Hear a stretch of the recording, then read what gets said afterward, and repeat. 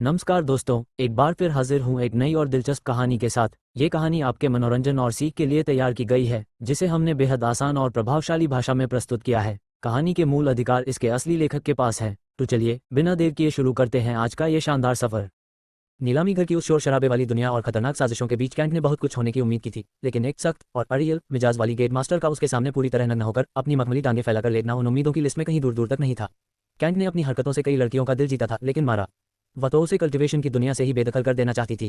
Cantt को लगा था कि उनका रिश्ता शायद मारा की बहन को आज़ाद कराने के बाद ही किसी मुकाम तक पहुंचेगा, लेकिन नियति को कुछ और ही मंजूर था। सब कुछ उस वक्त बदल गया जब मारा के भीतर कैंट के प्रति जिज्ञासा जागी। जब उसने कैंट से सवाल किया कि क्या वह कोई दानव है और उसे एहसास हुआ कि कैंट और उसकी रानियां डुअल कल्टीवेशन के जरिए इतनी तेजी से शक्तिशाली हो रहे हैं, तो उसके मन की दीवारें ढहने लगीं। कैंट अच्छी तरह जानता था कि अगर कोई औरत उसकी लव लाइफ और निजी मामलों में इतनी गहराई से दिलचस्पी ले रही है, तो यकीनन उसके दिल के किसी कोने में कैंट के लिए एक खास जगह बन चुकी है। दुश्मन जिज्ञासु हो सकते हैं, पर वे इस हद तक नहीं जाते। मारा अब दुश्मन नहीं, बल्कि एक ऐसी सहेली बन चुकी थी जो धीरे धीरे कैंट के मोहपाश में जकड़ी जा रही थी। और अब वह गुलाबी और रसीली गुफा कैंट के सामने किसी खिले हुए फूल की तरह मुस्कुरा रही थी। वहां की नमी और फिसलन सब कुछ साफ बयां कर रही थी। वह शहद से भी मीठी और नशीली थी। कैंट ने एक शरारती और विजयी मुस्कान के साथ उसे देखा, जबकि गेट मास्टर मारा शर्म के मारे इतनी लाल हो रही थी कि जैसे उसके शरीर का सारा खून उसके गालों में उतर आया हो। तुम वाकई इसका बहुत मजा ले रहे हो, है ना? मारा ने कैंट की चमकती आंखों में देखते हुए अपनी आवाज को स्थिर करने की कोशिश की। बिल्कुल, आखिर क्यों न लूं? किसने सोचा था कि वही महान गेट मास्टर जो कल तक मुझे तलवार के ट्रायल में फेल करके अपाहिज बनाना चाहती थी ताकि मैं सड़कों पर भीख मांगूं, आज मेरे सामने पूरी तरह बेपर्दा और बेबस लेटी होगी। कैंट ने उसकी पुरानी यादों को कुरेदते हुए उसे छेड़ा। मारा ने शर्म के मारे अपनी दोनों हथेलियों से अपना चेहरा ढक लिया और झटके से अपनी टांगें सिकोड़ लीं। तुम्हें हर बात को इस तरह नमक मिर्च लगाकर कहने की जरूरत नहीं है। मेरा मतलब कभी भी तुम्हें सच में अपाहिज करना नहीं था। उसने अपनी दबी हुई और लड़खड़ाती आवाज में सफाई दी। ओह, तो क्या तुम कह रही हो कि तुम सिर्फ मेरे साथ मजाक कर रही थी? कैंट ने हंसते हुए फिर से उसकी कोमल जांघों को पकड़ा और उन्हें और भी चौड़ा कर दिया, जिससे उसकी कामुक गुफा फिर से कैंट के सामने आ गई। मैं तो बस तुम्हें डराना चाहती थी। मैं वास्तव में तुम्हारी कल्टीवेशन को कभी नष्ट नहीं करती, उसने कहा, पर कैंट ने उसकी बातों पर ध्यान देने के बजाय अपनी उंगलियों को उसकी भीतरी जांघों पर फिराया। मारा का पूरा बदन बिजली के किसी तेज झटके की तरह से हर उठा। उसकी सांसें तेज हो गईं और उसका शरीर बेसाख्ता कैंट की ओर खींचने लगा। क्यों न पहले मैं तुम्हारा पूरी तरह ख्याल रखूं? तुम अब मेरी हो और सिर्फ मेरी। और चूंकि तुम अभी उस आखिरी सरहद संभोग को पार करने के लिए मानसिक रूप से तैयार नहीं हो, तो क्यों न मैं तुम्हें उस सरहद के मुहाने तक तो ले ही जाऊं। तुम्हारी उस पुरानी सजा के बारे में हम बाद में बात करेंगे, जब तुम मेरे प्यार के नशे में पूरी तरह डूबी होगी। कैंट धीरे धीरे नीचे झुका और उसकी रेशमी जांघों के ऊपरी हिस्से को चूमना शुरू किया। उसकी खुशबू कैंट के दिमाग में किसी मदिरा की तरह चढ़ रही थी। वह धीरे धीरे उसकी उस गुलाबी दरार की ओर बढ़ा जो अब कामरस से पूरी तरह भीग चुकी थी। जैसे ही कैंट की गर्म और गीली जीभ ने उसकी योनि की उस पतली रेखा को बीच से विभाजित किया, मारा के मुंह से एक ऐसी चीख निकली जिसने पूरे बगीचे के सन्नाटे को चीर दिया। आह! कैंट ने अपनी जीभ की गहराई बढ़ाई और उसे किसी ठंडी और मीठी आइसक्रीम की तरह चाटना शुरू किया। मारा अभी अपनी पवित्रता वर्जिनिटी खोने के लिए पूरी तरह तैयार नहीं थी। शायद उसे डर था या वह चाहती थी कि पहले उसकी बहन आज़ाद हो जाए। कैंट ने भी उसकी गरिमा का सम्मान किया और कोई जबरदस्ती नहीं की। वह जानता था कि जिस क्षण मारा ने उसे मसाज करने की इजाजत दी थी, वह मानसिक रूप से उसकी हो चुकी थी। अब कैंट का काम बस उसे यह एहसास दिलाना था कि वह अपनी जिद और हिचकिचाहट की वजह से किस परम आनंद को मिस कर रही है। कैंट की जीभ ने उसकी गुफा के हर कोने को चखा, उसे अंदर बाहर से सहलाया। अगले 7 मिनटों तक मारा किसी घायल पक्षी की तरह कैंट की बाहों में फड़फड़ाती रही और फिर अचानक उसके धैर्य का बांध टूट गया। उसने अपनी दोनों टांगें कैंट के सिर के चारों ओर इतनी मजबूती से कस ली कि कैंट का पूरा चेहरा उसकी गुफा में समा गया। मारा की कमर पागलों की तरह ऊपर नीचे होने लगी और उसका बांध एक धमाके के साथ खुल गया। उसका डिस्चार्ज इतना भारी और गर्म था कि कैंट को उसे निगलने में भी मशक्कत करनी पड़ी। कैंट का पूरा चेहरा उस सुगंधित और मीठे रस से नहा गया था। पर कैंट रुका नहीं। उसने एक बार फिर उसकी जांघों को उठाया, उसकी गुफा को अपने चेहरे के और करीब लाया और फिर से उसे खाना शुरू किया। वह चाहता था कि मारा के शरीर का एक एक कतरा तनाव से मुक्त हो जाए। पूरे 1 घंटे तक ये कामुक तांडव चलता रहा। मारा एक के बाद एक कुल 7 बार चरम सुख क्लाइमैक्स तक पहुंची। जब कैंट ने अंततः उसे आज़ाद किया, तब वह हाँफते हुए उस गीले बिस्तर पर ऐसी पड़ी थी जैसे उसके शरीर में जान ही न बची हो। उसकी आंखों में एक अजीब सी चमक और चेहरे पर एक ऐसा सुकून था जो उसने पहले कभी महसूस नहीं किया था। क्या मैंने वाकई इस छोकरे को अपने शरीर के साथ यह सब करने दिया? मेरे संस्कारों और मेरी मर्यादा का क्या हुआ? वह खुद से सवाल कर रही थी, पर फिर उस अद्भुत एहसास को याद कर उसके होठों पर एक छोटी सी मुस्कान आ गई। शुक्रिया कैंट, उसने अचानक बड़े ही भोलेपन से कह दिया। कैंट ने उसकी भीगी हुई टुड्डी को ऊपर उठाया और उसकी आंखों में झांकते हुए दुष्टता से मुस्कुराया। शुक्रिया की कोई जरूरत नहीं है जान। महिलाओं को स्वर्ग की सैर कराना मेरा सबसे प्रिय काम है, और चूंकि तुम अब मेरे निशाने पर हो, तो मेरा फर्ज बनता है कि मैं तुम्हारा पूरा ख्याल रखूं। क्या तुम्हें डर नहीं लगता कि मैं बुरा मान जाऊंगी और तुम्हें अपनी शक्तियों से चोट पहुंचाऊंगी? आखिर तुमने मेरे साथ जो किया वह कोई मामूली बात नहीं है जिसे कोई भी औरत आसानी से भूल जाए, उसने अपनी सांसें बहाल करते हुए पूछा। पर अभी तो तुम यहाँ नग्न पड़ी हो और मेरे लिए हाँफ रही हो। मुझे लगता है कि मेरा आकर्षण इतना शक्तिशाली है कि वह किसी को भी जीतने के लिए काफी है, इससे पहले कि उन्हें अंदाजा भी हो। कैंट खिलखिलाकर हंसा। तो क्या तुम्हारी नजरें कैमिला और सेंटेसवेल पर भी टिकी हैं? मारा ने अपनी एक भौं चढ़ाकर पूछा। जाहिर है, वे दोनों भी तो उतनी ही हसीन है, कैंट ने बिना किसी झिझक के जवाब दिया। तुम वाकई, विश्वास नहीं होता कि मैं तुम जैसे जालसाज के प्यार में फंस गई। मारा ने एक ठंडी और राहत भरी सांस ली। उसे शायद अपनी पसंद पर थोड़ा पछतावा था, पर यह पछतावा खुशी से भरा था। फिक्र मत करो मारा, मैं तुम्हें इस कायनात की सबसे खुश और संतुष्ट औरत बनाऊंगा। कैंट ने बड़े प्यार से उसे अपने और करीब खींचा और उसके गुलाबी गाल पर एक गहरा चुंबन जड़ा। मारा ने अपना सिर कैंट के चौड़े सीने पर रख दिया, जबकि कैंट की उंगलियां धीरे धीरे उसके भारी और सख्त उभारों ब्रेस्ट के साथ खेलने लगीं। कैंट, मेरी पीठ के नीचे कुछ अजीब सा चुभ रहा है, वह क्या है? मारा ने अपनी आवाज में थोड़ी उलझन के साथ पूछा और अपना हाथ धीरे से पीछे ले गई। अगर मैं तुम्हारी जगह होता तो मैं उसे फिलहाल हाथ नहीं लगाता, कैंट ने चेतावनी दी, पर उसकी बात पूरी होने से पहले ही मारा का हाथ छोटे कैंट से जा टकराया। जैसे ही उसने उस फौलादी अंक को अपनी मुट्ठी में भरा, मारा का पूरा शरीर एक बार फिर बिजली के तेज झटके की तरह कांप उठा और उसके भीतर की सोई हुई उत्तेजना फिर से जाग उठी। किसी बेहद बुद्धिमान व्यक्ति ने एक बार बहुत पते की बात कही थी, अगर तुम किसी चीज के साथ खेलने के लिए पूरी तरह तैयार नहीं हो तो उसे छूने की जुर्रत भी मत करना। पर अफसोस, एक खास गेट मास्टर ने इस नेक सलाह पर रत्ती भर भी गौर नहीं किया था। तो जब उसकी रेशमी पीठ पर पीछे से कुछ मजबूत और गर्म सा चुभा तो उसने बिना सोचे समझे उसे छूने का फैसला कर लिया। और अब उसने अपनी मखमली मुट्ठी में किसी तलवार की मजबूत मूठ की तरह उस फौलादी अंक को पकड़ रखा था, जिसे छूने का उसने आज तो क्या अपनी पूरी जिंदगी में कभी इरादा नहीं किया था। कहा था ना, कैंट ने बड़े ही रसीले अंदाज में मुस्कुराते हुए कहा। वह महसूस कर सकता था कि मारा का पूरा बदन किसी बिजली के झटके की तरह से हिल रहा था, उसका दिमाग सुन्न पड़ चुका था और उसकी भावनाएं एक खौफनाक भंवर में फंसी हुई थीं। तभी कैंट के उस ड्रैगन ने हल्का सा सिर हिलाया, जिससे मारा की कोमल बाहों में कट की एक तेज लहर दौड़ गई। उसने तुरंत उसे छोड़ दिया और शर्म के मारे अपना चेहरा अपनी दोनों हथेलियों से धन कर कैंट के चौड़े सीने में दुबक गई। इतना शर्माने की जरूरत नहीं है जान, यह अब तुम्हारा ही है, तुम इसके साथ जितना चाहो खेल सकती हो, ठीक वैसे ही जैसे मैं तुम्हारे इन जुड़वां रसीले तरबूजों मेलिन्स के साथ खेल रहा हूँ, कैंट ने उसके उभारों को अपनी उंगलियों से सहलाते हुए कहा। कैंट के इन शब्दों ने उसे थोड़ा सहज महसूस कराया। सच तो ये था कि कैंट के पिछले 1 घंटे के जादुई और कामुक स्पर्श ने उसे भीतर से इतना पिघला दिया था कि अब उसे ये सब उतना बुरा नहीं लग रहा था जितना वह बाहर से दिखाने की कोशिश कर रही थी। तुम ये सब करते हुए इतने बेबाक कैसे रह सकते हो? तुम्हें जरा भी शर्म नहीं आती? मारा ने फुसफुसाते हुए पूछा। उसकी उम्र कई दशकों की हो चुकी थी, पर आज से पहले उसने कभी किसी मर्द के उस अंक को छूना तो दूर देखा तक नहीं था। यह उसका पहला अनुभव था और वह हैरान थी कि कैंट उसे पूरी तरह निर्वस्त्र देखकर भी इतना शांत और स्थिर कैसे रह सकता है। ये शर्माने या न शर्माने की बात नहीं है मारा, यह अपनी पसंद की चीज को हासिल करने के जुनून की बात है। तुमने देखा कि मैंने किस तरह तुम्हारे पास आकर निडरता से कहा कि मैं तुम्हें चाहता हूँ। मैंने हिम्मत जुटाई और तुम्हें अपना बनाने के लिए आगे बढ़ा, और अब देखो तुम मेरी बाहों में बिना किसी लिबास के लेटी हो और मेरे औजार को काटने के बारे में रत्ती भर भी नहीं सोच रही हो। जबकि कुछ दिन पहले तो मैं कसम खाकर कह सकता हूँ कि तुम्हारे मन में यही खूनी विचार चल रहे थे। इसलिए शर्माना छोड़ो, अपनी चाहत के प्रति बोल्ड बनो। यकीन मानो, जिंदगी बहुत आसान हो जाएगी, कैंट ने बड़े ही दार्शनिक और मर्दाना अंदाज में उसे समझाया। मारा ने मन ही मन एक लंबी और ठंडी सांस ली। वह कुछ पल के लिए ये सोचना चाहती थी कि यह सब महज एक सपना है जिससे वह जल्द ही जाग जाएगी, पर उसे खुद भी पता था कि वह इस सपने से कभी बाहर नहीं निकलना चाहती। उसने बरसों तक जो सख्त और अड़ियल गेटमास्टर का मुखौटा पहन रखा था वह पूरी तरह उतर चुका था। कैंट की रानियां जिस तरह उसकी शान में कसीदे पड़ती थी, उससे मारा के दिल में कैंट के लिए सम्मान बढ़ गया था। पर अब उसके दिमाग में एक ऐसा सौदा चल रहा था जिसने कैंट को नाराज कर दिया। मेरा एक सवाल है, मारा ने एक हल्की सी सिसकारी भरी जब कैंट ने उसके निप्पल को अपने दांतों से हल्का सा कुतर दिया। अगर मैं अपनी पवित्रता प्योरिटी तुम्हें अभी सौंप दूं तो क्या इससे तुम्हारी ताकत बहुत तेज बढ़ेगी? क्या इससे मेरी बड़ी बहन को बचाने की तुम्हारी संभावना और भी मजबूत हो जाएगी? कैंट की आंखों में चमक रही शरारत अचानक गायब हो गई और उसके माथे पर गहरी शिकन पड़ गई। उसने मारा को खुद से थोड़ा दूर किया और उसकी नजरों में झांकते हुए उसे घूरा। मैं समझ रहा हूँ तुम किस तरफ जा रही हो और मैं नहीं चाहता कि तुम उस बारे में एक पल के लिए भी सोचो। मैं तुम्हें अपनी ताकत बढ़ाने वाली कोई बैटरी नहीं समझता जिसे मैं जब चाहूँ चार्ज होने के लिए इस्तेमाल करूँ। पर कैंट, अगर हमारे संभोग से तुम शक्तिशाली बनते हो तो बड़ी बहन को उस कैद से आज़ाद कराने में तुम्हें बहुत आसानी होगी, है ना? मारा ने अपनी बात पर जोर दिया। वह अपनी बहन के लिए अपनी पवित्रता का बलिदान देने का मन बना चुकी थी।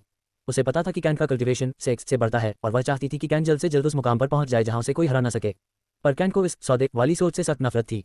उसे बुरा लगा कि मारा उसे इस तरह देख रही है। मेरी बात गौर से सुनो मारा, मैं तुम्हारी बहन को इसलिए नहीं बचा रहा हूं ताकि मैं तुम्हारी पैंटी के अंदर पहुंच सकूं। तुम्हें अपना बनाना तो उसी दिन तय हो गया था जिस दिन मैंने तुम्हें पहली बार देखा था।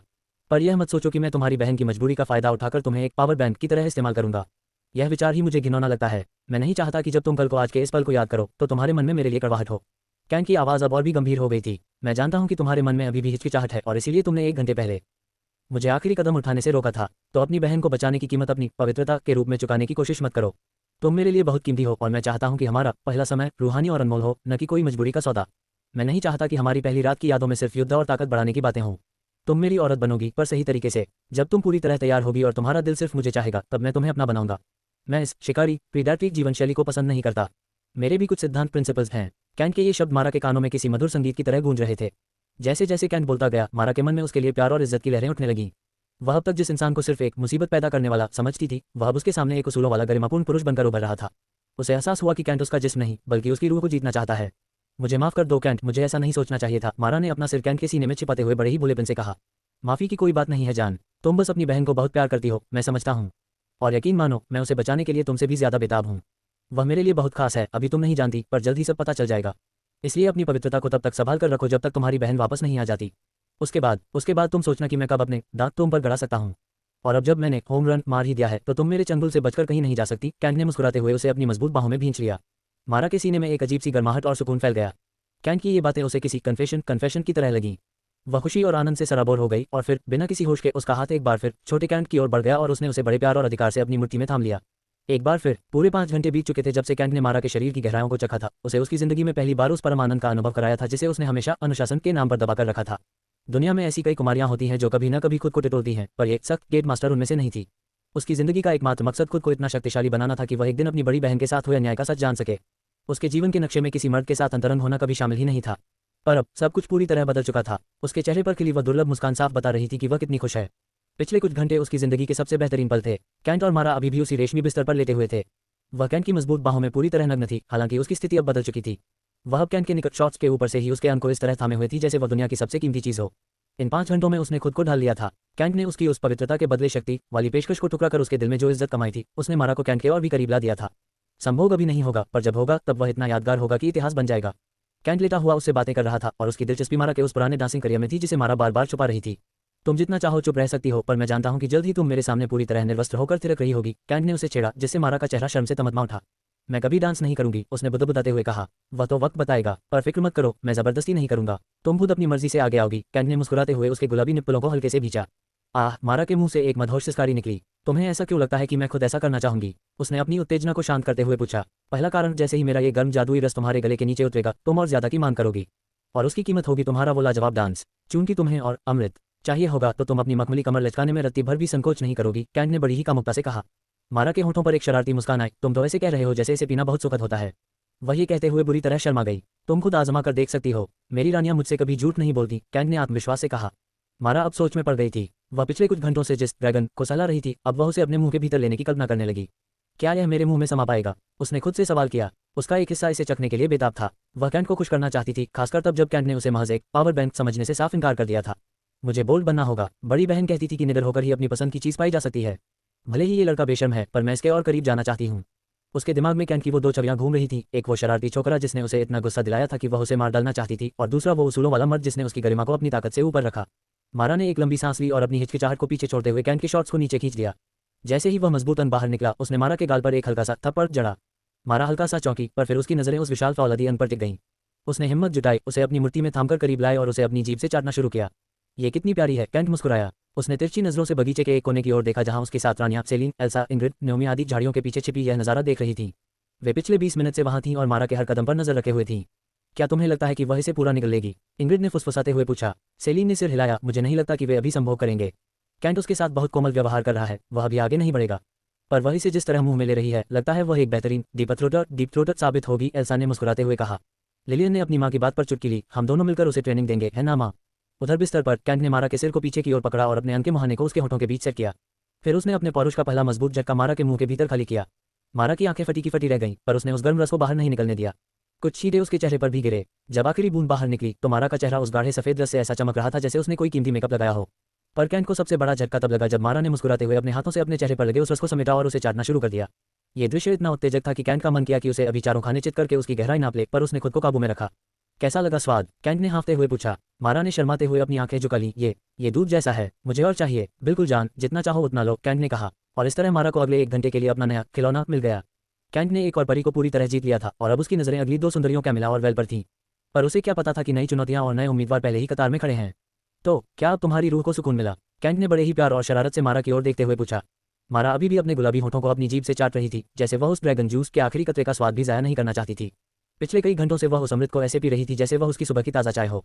हाँ, मैं पूरी तरह संतुष्ट हूँ, मारा ने शर्म से अपनी पलकें झुकाते हुए फुसफुसाया। उसके गालों की लाली कैंट की जीत का गवाह दे रही थी। तो फिर क्यों न हम बाकी सबसे मिलने से पहले खुद को थोड़ा साफ और तरोताज़ा फ्रेशन अप कर लें? कैंट ने प्रस्ताव रखा और मारा ने धीरे से अपना सिर हिलाकर रजामंदी दे दी। कैंट ने उसका मखमली हाथ अपने मजबूत हाथ में लिया और अगले ही पल वे उस जादुई बेडरूम से सीधे बाथरूम के भीतर प्रकट हुए। मारा की आंखें फटी की फटी रह गईं। उसने अपनी पूरी जिंदगी में ऐसा शानदार और अत्याधुनिक बाथरूम कभी नहीं देखा था। वहां मौजूद हर एक उपकरण और साजो सामान किसी दूसरी ही दुनिया का लग रहा था, शायद भविष्य की उस धरती का जहां से कैंट आया था। गया ने यह सुनिश्चित किया था कि टावर के भीतर कैंट के लिए पृथ्वी अर्थ का एक ऐसा उन्नत संस्करण तैयार किया जाए जो उसे अपने घर की याद दिला सके, भले ही वहां उसकी यादें बहुत अच्छी न रही हों। कैंट, आखिर ये सब जादुई चीजें तुम्हें कहां से मिली? मैंने अपने पूरे कबीले या किंगडम में ऐसा कुछ कभी नहीं देखा, मारा ने दीवारों और चमकते हुए शावा को छूते हुए पूछा। कैंट ने उसे पीछे से अपनी बाहों में भरा और उसके गले पर एक छोटा सा चुंबन जड़ा। मैं इतना भी साधारण नहीं हूं जितना तुम समझती हो जान। अब तुम मेरी प्रेमिका बन चुकी हो, तो ये बस कुछ वक्त की बात है जब तुम मेरे बारे में सब कुछ जान जाओगी। यकीन मानो, जब मैं तैयार होऊंगा मैं तुम्हें वो सब बताऊंगा जो तुम जानना चाहती हो। उसने बड़े प्यार से उसे विशाल बाथटब की ओर ले जाने में मदद की।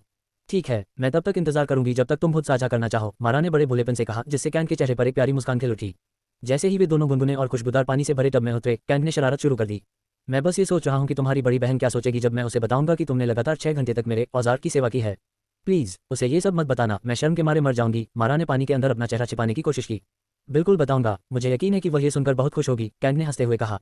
क्या तुम नहीं चाहती कि जब हम उसे बचाने की तैयारी करें तो वह खुश रहे? मैं चाहती हूँ कि वह खुश रहे, पर उसे खुश करने का कोई और तरीका ढूंढना। यकीन मानो कैंट, अगर मेरी बड़ी बहन को ये सब पता चल गया तो वह आज़ाद होने के बाद मुझे चिढ़ा चिढ़ा कर पागल कर देगी। वह कभी कभी बहुत ज़्यादा कष्टप्रद अननोइंग हो जाती है। मारा ने अपनी पुरानी यादों को याद करते हुए एक फीकी मुस्कान के साथ कहा। कैंट ने महसूस किया कि मारा अब अपने अतीत की गलियों में खो रही है। उसने इस मौके का फायदा उठाया और उसकी बहन के बारे में और जानने की कोशिश की। वह कैसी थी, उसके बारे में कुछ बताओ। मारा की आंखों में एक अजीब सी चमक आ गई। बड़ी बहन, वह वैसी ही इंसान है जिसे हर कोई अपनी जिंदगी में चाहना चाहेगा। वह बहुत परवाह करने वाली, बल्कि खूबसूरत और सबसे बढ़कर बहुत ज्यादा रक्षात्मक ओवर प्रोटेक्टिव है। उसने मुझे कभी किसी चीज़ की कमी महसूस नहीं होने दी। उस भयानक नरसंहार मैसेकर में अगर हम जिंदा बच पाए तो सिर्फ उसकी वजह से।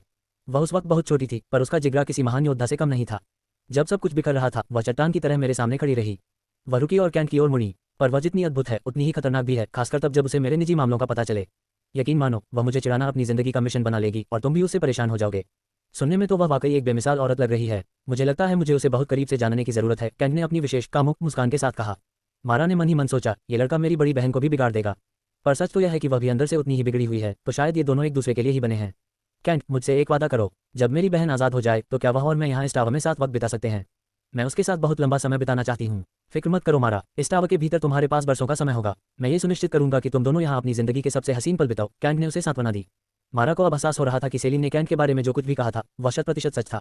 कैंट वाकई एक जीवनसाथी के रूप में अनमोल था। शायद इसके लिए एक बार नग्न होकर नाचना उतना बुरा भी नहीं होगा, उसने अपने मन में सोचा। उसे क्या पता था कि कैंट उसे तब नचाएगा जब वह खुद उसके सामने बेपर्दा होगा।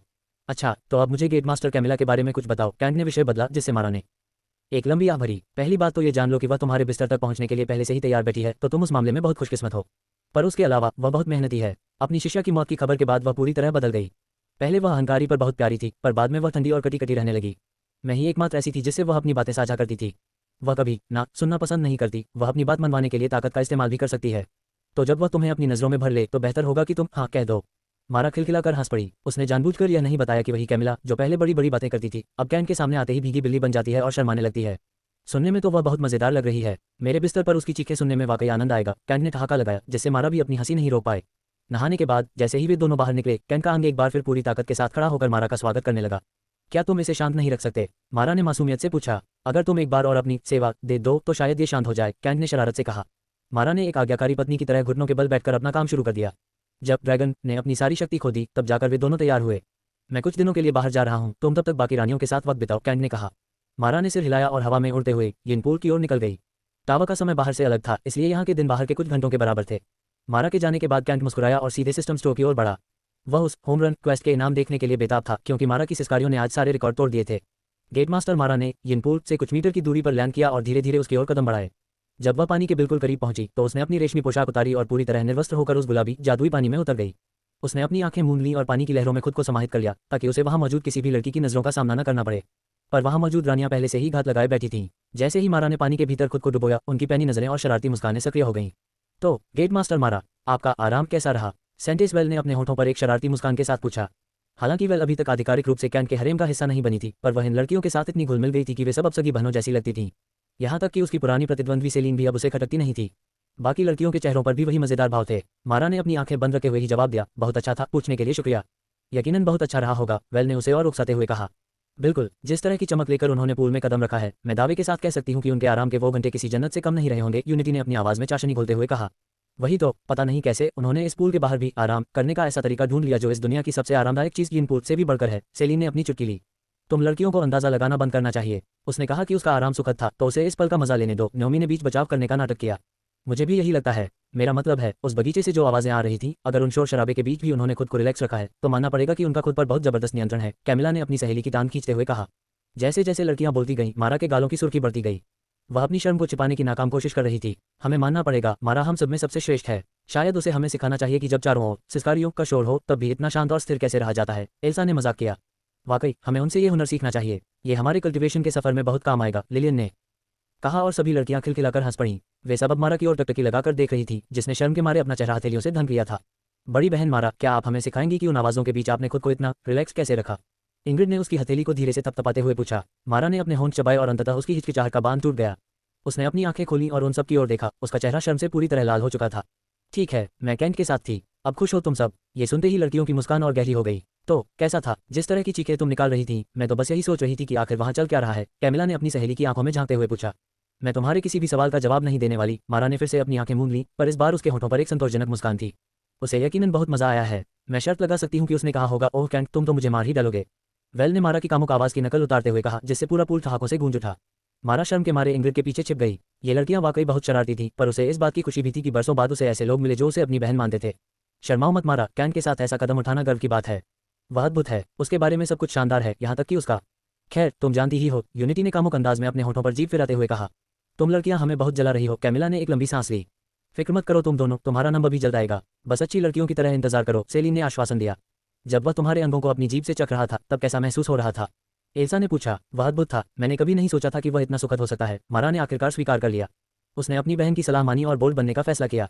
उसका स्वाद कैसा था? अगला सवाल आया। मारा ने याद किया कि उसने कितनी बार कैंट के उस दूध जैसे सफेद रस को निगला था। उसका स्वाद बहुत बढ़िया था, वह शर्माते हुए बोली। बिल्कुल, कैंट बिस्तर पर बहुत मजबूत है, इसलिए अगर तुम्हें इसकी लत लग जाए तो हैरान मत होना, लिलियन ने कहा।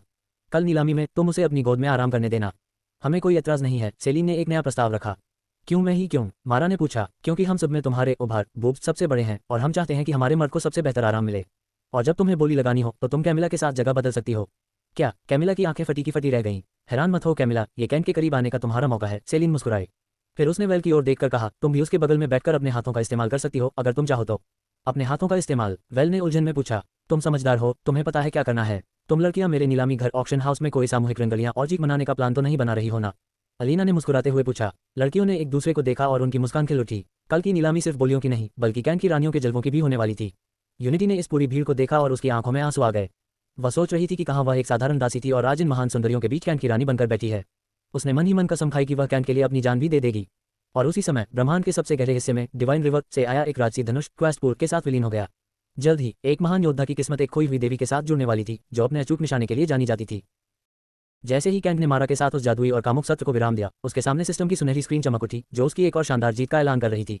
बधाई हो, आपने स्कोरिंग द होम रन नामक क्वेस्ट सफलतापूर्वक पूर्ण कर लिया है। प्राप्त नाम 2000 tower points. True name token. Chrono watch. तो अब मेरे पास 2 ट्रू नेम टोकन हो गए हैं, कैंट ने अपनी हथेली पर चमकते हुए टोकन को देखते हुए खुद से कहा। लिलियन का जन्मदिन परसों है, मैं उसे अपनी क्षमता जगाने और अपनी राह चुनने के लिए एक टोकन दूंगा। पर सवाल यह है कि दूसरा किसे दूं? यूनिटी ने इसे पहले ही मना कर दिया है और एल्सा के पास अपना खुद का है।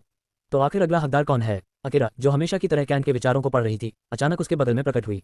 मास्टर, आप ये टोकन बड़ी बहन सेलिन को दे सकते हैं। नीलामी के ठीक बाद वह अपनी शक्तियों को नए सिरे से गढ़ने के लिए एकांतवास सक्लूजन में जाने वाली हैं। बिना ट्रू नेम के आगे बढ़ने से बेहतर है कि वह इस दिव्य शक्ति के साथ अपनी नई राह तय करें। मैं भी यही सोच रहा था, कैंट ने एक लंबी आह भरी। पर बाकी लड़कियों का क्या? वे भी एकांतवास में जाएंगी और मुझे नहीं लगता कि मैं उन 2 बंधक महिलाओं नारा और जायला को आज़ाद कराने से पहले 5 नए टोकन जुटा पाऊंगा। कैंट थोड़ा चिंतित था। मारा की बातों ने उसे एहसास कराया था कि उसके पास समय कम है। मारा अपनी बहन के लिए अपनी पवित्रता तक दांव पर लगाने को तैयार थी और कैंट नहीं चाहता था कि उसकी रानियों को कभी भी ऐसी बेबसी का एहसास हो। उसे उन्हें पावर हाउस बनाना ही होगा। अकीरा ने उसे टोकते हुए किसी अनुभवी गुरु की तरह लेक्चर देना शुरू किया। मास्टर, आप शायद अपनी हालिया जीत की खुशियों में कुछ जरूरी चीजें भूल रहे हैं। ब्राइट फाइववुड को मारने का क्वेस्ट पहले से ही आपकी जेब में है। बस एक आदेश और वह मर जाएगा, जिससे आपको एक और टोकन मिलेगा। उसने अपनी उंगलियों पर गिनती शुरू की। फिर आपकी नाइट राइडर, सदन और बाकी लड़कियां इस शाम हमला करने वाली हैं। कल सुबह तक आपके पास टावर पॉइंट्स का ढेर होगा। भले ही एक टोकन की कीमत 1 करोड़ पॉइंट्स है, पर आप आसानी से 1 या 2 और खरीद पाएंगे। अकीरा ने कैंट को उसकी असली ताकत याद दिलाई। आपके पास एक अनडेड योद्धा तैयार हो रहा है। सादेन पहले से ही शक्तिशाली योद्धाओं को अगवा कर रही है। आपके पास ब्रह्मांड की सबसे मजबूत धातुओं में से एक है और एक ऐसा बैटल डॉल है जिसके तरकश में सैकड़ों हुनर हैं। अगर आप नीलामी के आखिरी दिन से ही दांव खेलते हैं तो आप इतना कुछ लेकर निकलेंगे जिसकी आपने कल्पना भी नहीं की होगी। शायद आपको इस रेस्क्यू मिशन में अपनी रानियों को भी शामिल करने की जरूरत न पड़े। कैंट मुस्कुराया। अकीरा की बातों ने उसका आत्मविश्वास वापस लौटा दिया था। लगता है मैं अपनी रानियों के पल्लू के पीछे भागने में कुछ ज्यादा ही मशगूल हो गया था, कैंट ने ठहाका लगाते हुए कहा। शायद आपको लड़कियों के पीछे भागना छोड़कर अपने आसपास की ताक पर ध्यान देना चाहिए, अकीरा ने खिलखिलाते हुए चुटकी ली। लगता है अब तुम काफी निडर हो गई हो, अकीरा, कैंट ने कहा और अकीरा शर्माते हुए वहां से गायब हो गई। कैंट ने अब अपने नए जादुई खिलौने क्रोनो वॉच की ओर ध्यान दिया। यह एक भूरे रंग की घड़ी थी जिसमें न सुइयां थी और न ही समय। स्क्रीन पर बस एक हरा घेरा चमक रहा था। कैंट ने तुरंत इसे अपनी विशेष दृष्टि से परखा। नाम Chrono watch, grade mythic, cooldown 60 दिन। जब स्क्रीन पर हरी लकीर दिखे और आप उसे स्पर्श करें तो आप 30 सेकंड के लिए समय की गति को धीमा कर सकते हैं। ये सिर्फ आपके निशाने टारगेट्स पर असर डालेगा। इसके विपरीत यदि आप इसे स्वयं पर लागू करते हैं तो आप अगले 30 सेकंड के लिए अपनी गति को तेज कर सकते हैं। सीमा, आप समय को 2.5x तेज या -2.5x धीमा कर सकते हैं। यदि प्रतिद्वंद्वी आपसे बहुत ज्यादा शक्तिशाली है तो इसका असर कम या शून्य हो सकता है। लाजवाब, ये तो कमाल की चीज है, कैंट ने उसे तुरंत अपनी कलाई पर बांध लिया। युद्ध के मैदान में अपने दुश्मनों को स्लो मोशन में देखना और खुद बिजली की रफ्तार से उन पर हमला करना, ये किसी वरदान से कम नहीं था। तभी कैंट की नजर अतिरिक्त नामों पर पड़ी। अतिरिक्त नाम 7 primordial sword path, 7 primordial sword path, 9 primordial sword path, 9 primordial sword path, 3rd primordial spear path, 3rd primordial spear path. Akira, वापस आओ, कैंट की आवाज में उत्साह था। गया के लिए कुछ नए प्रोजेक्ट्स मिल गए हैं। उसे बताओ कि जब वह ये सब पूरा कर लेगी तो उसे मेरी तरफ से एक बहुत बड़ा रिवॉर्ड मिलेगा। कैंट ने सोफे पर झुककर अपनी आंखें मूंद लीं। कल की नीलामी और आने वाला युद्ध अब उसे डरा नहीं रहे थे, बल्कि वह उनका बेसब्री से इंतजार कर रहा था। उसके पास अब समय, ताकत और उसूल तीनों थे। कल शाम अंकल ड्रू और कैंट के बीच एक लंबी गुफ्तगू हुई थी। जब ड्रू को पता चला कि कैंट ने उन हमलावरों के साथ क्या किया जिन्होंने उसकी रानियों पर हाथ डालने की जरूरत की थी, तो ड्रू के भीतर का नाइट राइडर जाग उठा। उसने कैंट से दरख्वास्त की कि नीलामी के दूसरे दिन के कचरे को साफ करने की जिम्मेदारी उसे दी जाए। कैंट ने बस मुस्कुराते हुए ओके कहा और उसे टाइटन बैटल डॉल को इस्तेमाल करने की पूरी आज़ादी दे दी। इसके बाद कैंट टावर के भीतर अपनी रानियों के साथ आनंदमय पलों में खो गया। उसे खबर भी नहीं थी कि बाहर की दुनिया में 16 रूट ब्रेड से गेस और 2 ट्रांसेंडेंस, एक लेवल 4 और एक लेवल 2 उसकी जान लेने के लिए होटल की ओर बढ़ रहे थे। ये सब एक ही दुश्मन गुट से थे और कल की तरह ही इनमें से कोई भी जिंदा वापस नहीं लौटा। असल में उनमें से कुछ मरे नहीं थे, पर आज़ाद भी नहीं थे। अंकल ड्रू ने अपनी पूरी ताकत झोंक कर उन्हें धूल चटा दी थी। अभी बाहर सुबह के 8 बज रहे हैं। कैंट के आलीशान सूट में अंकल ड्रू ध्यान मुद्रा में बैठा है। उसके पीछे टाइटन खामोश खड़ा है और फर्श पर 10 लाशें बिखरी पड़ी हैं। जैसे ही कैंट कमरे में प्रकट हुआ, उसने हाथ के एक इशारे से उन लाशों को उजल कर दिया। कैसा रहा अंकल ड्रू? कैंट ने पूछा। अंकल ड्रू ने आंखें खोली और एक ठंडी मुस्कान दी। मेरी उम्मीद से बेहतर रहा यंग मास्टर। अपनी ऊर्जा खत्म होने से पहले मैंने 2 ट्रांसेंडेंस और 6 ग्रेड से गेस को काबू कर लिया। बाकी को टाइटन ने ढेर कर दिया। कैंट ने अपनी एक भौं चढ़ाई। पर यहाँ तो सिर्फ 10 लाशें थी, बाकी कहाँ हैं? वे नर्क हेल्थ में हैं यंग मास्टर, ड्रू ने उठते हुए कहा। नर्क? कैंट उलझन में पड़ गया। वहाँ वे क्या कर रहे हैं? मैं उन्हें नर्क के दानवों हेल डीमंस में बदल रहा हूँ। नर्क की ज्वाला और नाइट राइडर्स के कप्तान के रूप में मिले अपने अधिकार का इस्तेमाल कर मैं उन्हें अपना गुलाम बना रहा हूँ। यह एक ऐसी कला है जो सिर्फ हमारे पंथ के लोग ही कर सकते हैं। कैंट की आंखें चमक उठी। रुको, क्या तुम कह रहे हो कि अब तुम्हारे पास 2 ट्रांसेंडेंस और 6 ग्रेड से गेस स्तर के वफादार अधीनस्थ होंगे? हाँ यंग मास्टर, वे मेरे प्रति पूरी तरह समर्पित होंगे। कैंट की खुशी का ठिकाना न रहा। इसका मतलब था कि उसका रेस्क्यू मिशन अब और भी आसान और तेज होने वाला है। ड्रू ने बताया कि वह कैंट को अकेडमी छोड़ने के बाद इस अनुष्ठान रिचुअल को पूरा करने के लिए कुछ समय के लिए जाएगा। कैंट ने उसे पूरी मदद का भरोसा दिया। कैंट ने ड्रू के मन की बात पढ़ ली। तुम आज नीलामी में शामिल होना चाहते हो, है ना? हाँ, कल की नीलामी में एक ऐसी चीज़ है जिसकी मुझे सख्त ज़रूरत है। ड्रू ने अपना इरादा साफ कर दिया। कैंट हैरान था कि ड्रू को कैसे पता चला कि वहाँ क्या बिकने वाला है, जबकि एलिना को भी आखिरी वक्त तक खबर नहीं होती। ड्रू ने मुस्कुराते हुए बताया कि कल जब वह कैंट को छोड़ने आया था, तभी उसने उस चीज़ की ऊर्जा महसूस कर ली थी और रात में चुपके से वहाँ जाकर पक्का कर लिया। उसकी नाइट राइडर शक्तियों के सामने वहाँ का कोई भी एक्सपर्ट उसे देख तक नहीं सका। कैंट ने ड्रू को लीजन टावर में जाकर रिकवर करने को कहा और एलिना को निर्देश दिया कि अंकल ड्रू के लिए मालरिक कबीले वाला वीआईपी बॉक्स खाली रखा जाए। एलिना हैरान थी, पर कैंट ने उसे बस इंतजार करने को कहा। जल्द ही मालरिक कबीले के खत्म होने की खबर आने वाली थी।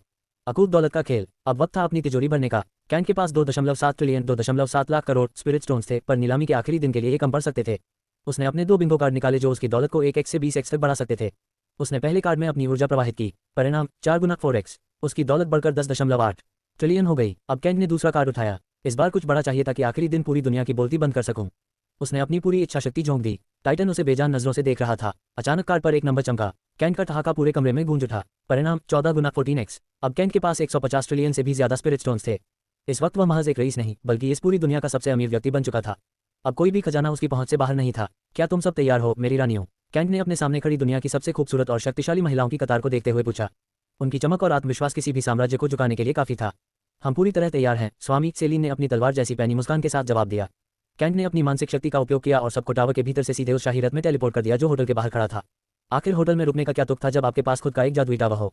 होटल तो बस दुनिया की नजरों में एक ठिकाना था। रथ आगे बढ़ा और अंकल ड्रू उन्हें नीलामी घर की ओर ले जाने लगे। तो आज आखिरी दिन है। मुझे वाकई उत्सुकता है कि आज वे क्या बेचने वाले हैं, इंग्रिड ने खिड़की से बाहर देखते हुए कहा। उन्होंने एलिना से पूछने की कोशिश की थी, पर एलिना ने साफ मना कर दिया। वह चाहती थी कि वे उस रोमांच और सस्पेंस का मजा लें जो किसी वस्तु के अनावरण रिवील के वक्त महसूस होता है। हालांकि उसने इतना जरूर इशारा किया था कि आज की बोलियां ऐसी होंगी जो नीलामी घर के बाहर युद्ध छेड़ सकती हैं। तुम लड़कियों को फिक्र करने की जरूरत नहीं है, बस अपनी पसंद की चीज पर नजर रखो। बोली जीतने की जिम्मेदारी मेरी है, कैंट ने अपनी तिजोरी में मौजूद 150 ट्रिलियन की अकूत दौलत को याद करते हुए कहा। पर कैंट, हम वापस अकेडमी कैसे जाएंगे? यूनिटी ने अपनी चिंता जाहिर की। तुमने पहले ही इतने सारे ताकतवर लोगों को नाराज कर दिया है। वे नीलामी के बाद हमें आसानी से जाने नहीं देंगे। बाकी लड़कियों के चेहरे पर भी वही सवाल था। वे 2 बार हमले झेल चुकी थीं। कैंट मुस्कुराया और बड़े ही ठंडे लहजे में बोला, अकेडमी वापस जाना उतना ही आसान होगा जितना कि मुख्य द्वार से टहलना। आज शाम तक इनमें से कई लोग मेरे सामने घुटनों के बल बैठकर अपनी जान की भीख मांग रहे होंगे। कैंट की उस दुष्ट मुस्कान ने लड़कियों को सोचने पर मजबूर कर दिया कि आखिर वह कौन सी खतरनाक योजना बना रहा है। रथ नीलामी घर पहुंचा, जहां पहले से ही सैकड़ों आलीशान रथों का तांता लगा था। साम्राज्य के सबसे रईस और प्रभावशाली लोग आज यहां जुटे थे। जैसे ही कैंट अपनी रानियों के साथ रथ से उतरा, पूरे परिसर में सन्नाटा छा गया। सैकड़ों नफरत भरी नजरें और कातिलाना इरादे किलिंग इंटेंट उन पर आकर टिक गए। कैंट ने बस एक उपहास भरी मुस्कान बिखेरी। तभी उसका सामना उन 3 मेटल सैंड्स, रॉकी, अडोल्फ और एंड्रू से हुआ। छोकरे, आज जितना मजा करना है कर ले, क्योंकि इस नीलामी के बाद तू अपनी जीत का जश्न मनाने के लिए जिंदा नहीं बचेगा, एंड्रू ने सरेआम धमकी दी। ओह, मैं तो डर के मारे काम रहा हूँ, देखो रोंगटे खड़े हो गए हैं, कैंट ने अपना हाथ हवा में लहराते हुए मजाक उड़ाया। फिर उसने अपनी आवाज बुलंद की ताकि आसपास खड़े सभी लोग सुन सकें। सुनो सब, मैंने ईमानदारी से बोलियां जीती, पर ये लोग मुझसे चोरी करना चाहते हैं। मैं तो चाहता हूं कि ये मुझ पर हमला करें ताकि मुझे इन्हें जान से मारने का एक ठोस बहाना मिल जाए। अगर आने वाले दिनों में खबर मिले कि ये तीनों मर चुके हैं, तो कोई भी इनके लिए बदला लेने की कोशिश न करे, वरना तुम्हारे पूरे कबीले को इसकी कीमत चुकानी होगी। कैंट ने अंदर जाते जाते रुककर उन तीनों की ओर देखा। मैं पहले तुम्हें कुछ खरीदने का मौका देने वाला था, पर तुम्हारी धमकी के बाद अब मैं स्वी की भी बोली तुमसे 10 गुना ऊंची लगाऊंगा। आज तुम तीनों यहाँ से एक बीस्ट कोर्ट तक लेकर नहीं जा पाओगे। कैंट का ठहाका पूरे हॉल में गूंज उठा और वह अपनी रानियों के साथ वीआईपी बॉक्स की ओर बढ़ गया। कुछ ही देर में हॉल खचाखच भर गया। अलीना मंच पर प्रकट हुई, उसके चेहरे पर एक गंभीर भाव था। वार्षिक नीलामी के अंतिम दिन आप सभी का स्वागत है। शुरू करने से पहले मुझे एक दुखद खबर साझा करनी है। मालरिक मलरक कुलीन परिवार का पूरा काफिला, जिसमें उनके मुखिया भी शामिल थे, आज सुबह कुछ अज्ञात हमलावरों द्वारा मारा गया है। कोई भी जीवित नहीं बचा। हॉल में फुसफुसाहट शुरू हो गई। अलीना ऊपर से हमदर्दी जता रही थी, पर अंदर से वह बेहद खुश थी। वह जानती थी कि सादेन और उसकी टीम इस वक्त मालरिक परिवार के उस घृणित गुलाम व्यापार स्लेव बिजनेस को जड़ से मिटा रही है। अब नीलामी शुरू होने से पहले हमारी ऑक्शन मास्टर आपसे कुछ शब्द कहना चाहेंगी, अलीना ने कहा, और वह नकाबपोश सुंदरी लानी मंच पर आई, जिसकी आभा ने पूरे हॉल को अपनी गिरफ्त में ले लिया। वह रहस्यमयी महिला लानी मंच पर आए और उसने अलीना के कंधे पर अपना कोमल हाथ रखा। हालांकि उसके चेहरे पर नकाब वेर था, लेकिन कैंट उसकी आंखों की गहराई और उसके चलने के अंदाज से बता सकता था कि वह भला की खूबसूरत है। शायद वह इतनी सुंदर थी कि वह नहीं चाहती थी कि हर कोई उसे घूरता रहे, इसलिए उसने खुद को छिपा रखा था। जल्द ही मेरी ये सारी रानियां भी नकाब पहनना शुरू कर देंगी, वरना मुझे हर मोड़ पर जलने वाले बास्टर्ड्स का सामना करना पड़ेगा, कैंट ने मन ही मन सोचा, जबकि लानी ने बोलना शुरू किया। सबसे पहले मैं मालरिक कुलीन परिवार के प्रति अपनी संवेदना व्यक्त करना चाहती हूँ। ये कल्टिवेशन की दुनिया है और यहाँ ऐसी घटनाएं होती रहती हैं, फिर भी ये सुनना हमेशा दुखद होता है। हम उन्हें अपने दिलों में याद रख सकते हैं। उसके शब्दों ने सबको प्रभावित किया और हॉल में मौजूद सभी लोग गंभीर मुद्रा में सिर हिलाने लगे। सब इस खूबसूरत औरत की बात सुन रहे हैं, पर हम सब जानते हैं कि ये सब सिर्फ सिम्स हैं। कैंट मुस्कुराया। अब उस कारण पर आते हैं जिसके लिए मैंने नीलामी रोकी है। मुझे एक घोषणा करनी है, लानी ने पूरे हॉल पर अपनी पैनी नजर घुमाते हुए कहा। हम सब जानते हैं कि ठीक एक महीने बाद इसी शहर में फिल्म मास्टर प्रतियोगिता होने वाली है।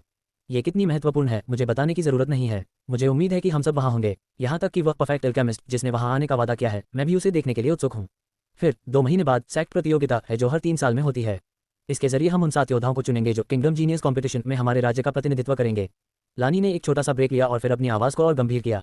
अब मेरी मुख्य घोषणा। सैक्ट प्रतियोगिता के 1 महीने बाद सिल्वर लीफ नीलामी घर प्राचीन युद्ध क्षेत्र एंशिएंट बैटलफील्ड ऑफ पार्टिंग की खोज के लिए एक अभियान आयोजित करेगा, विशेष रूप से उसी स्थान पर जहां पहले दिन नीलाम किया गया खनिज मिनरल मिला था। हॉल में फुसफुसाहट तेज हो गई। अफवाहें हैं कि वहां अलग अलग उपयोग और मूल्यों के 1 से अधिक खनिज हैं। हम वहां की खोज करेंगे। अब मैं आप सभी को आमंत्रित करना चाहती हूं, पर हमारे पास केवल 10 और स्थान खाली हैं। इसका मतलब है कि आप में से केवल 10 को ही हमारे साथ जुड़ने का मौका मिलेगा, क्योंकि इस अभियान का नेतृत्व करने वाली रूट सॉवरेन केवल 10 अतिरिक्त लोगों को ही साथ ले जा सकती हैं। नीलामी मास्टर, हम आवेदन कैसे कर सकते हैं? स्टैंड से कोई चिल्लाया और हॉल के बाकी लोगों ने भी सहमति में सिर हिलाया। ये वास्तव में सरल है, लानी नकाब के पीछे से मुस्कुराए। आप डार्क रूम में जा सकते हैं और वहां से कोई भी कैलेमिटी मिशन चुन सकते हैं। यदि आप सैक्ट प्रतियोगिता के दिन तक उसे पूरा कर लेते हैं तो आपको टीम में शामिल कर लिया जाएगा। क्या? आवेदन का तरीका सुनते ही हॉल में सन्नाटा पसर गया। यह ऐसा था जैसे किसी सुंदरी को देखकर आप पीछे भागे और मुड़ने पर पता चले कि वह आपका दोस्त प्रैंक कर रहा है। तुरंत सबकी दिलचस्पी खत्म हो गई और कुछ को तो गुस्सा भी आया। कैलेमिटी मिशन, एक ऐसा मिशन जिससे रूट असेंशन स्तर के एक्सपर्ट्स भी थर-थर कांपते हैं, और वह उन्हें इसे डार्क रूम से चुनने के लिए कह रही थी। डार्क रूम हर राज्य की सबसे खतरनाक जगह होती है, जहां मौत साए की तरह पीछा करती है। डार्क रूम के कैलेमिटी मिशन 4 राज्यों में होने वाली मौतों का सबसे बड़ा कारण है। क्या वह उन्हें सीधे मरने के लिए कह रही थी? यह एक अज्ञात क्षेत्र का मिशन होगा जहां से सीमाओं को छूने वाले मुट्ठी भर लोग ही वापस लौटते हैं। इसलिए योग्यता आसान नहीं होगी, लेकिन जो वापस आएंगे वे अकूत इनाम लेकर आएंगे। मुझ पर भरोसा करें, ये जीवन में एक बार मिलने वाला अवसर है। इतना कहकर वह मंच से उतर गई और अलीना ने फिर से कमान संभाल ली। घोषणा इतनी बड़ी थी कि किसी के लिए भी उसे तुरंत पचा पाना मुश्किल था, पर कुछ रईसों और योद्धाओं के मन में लालच जागने लगा था।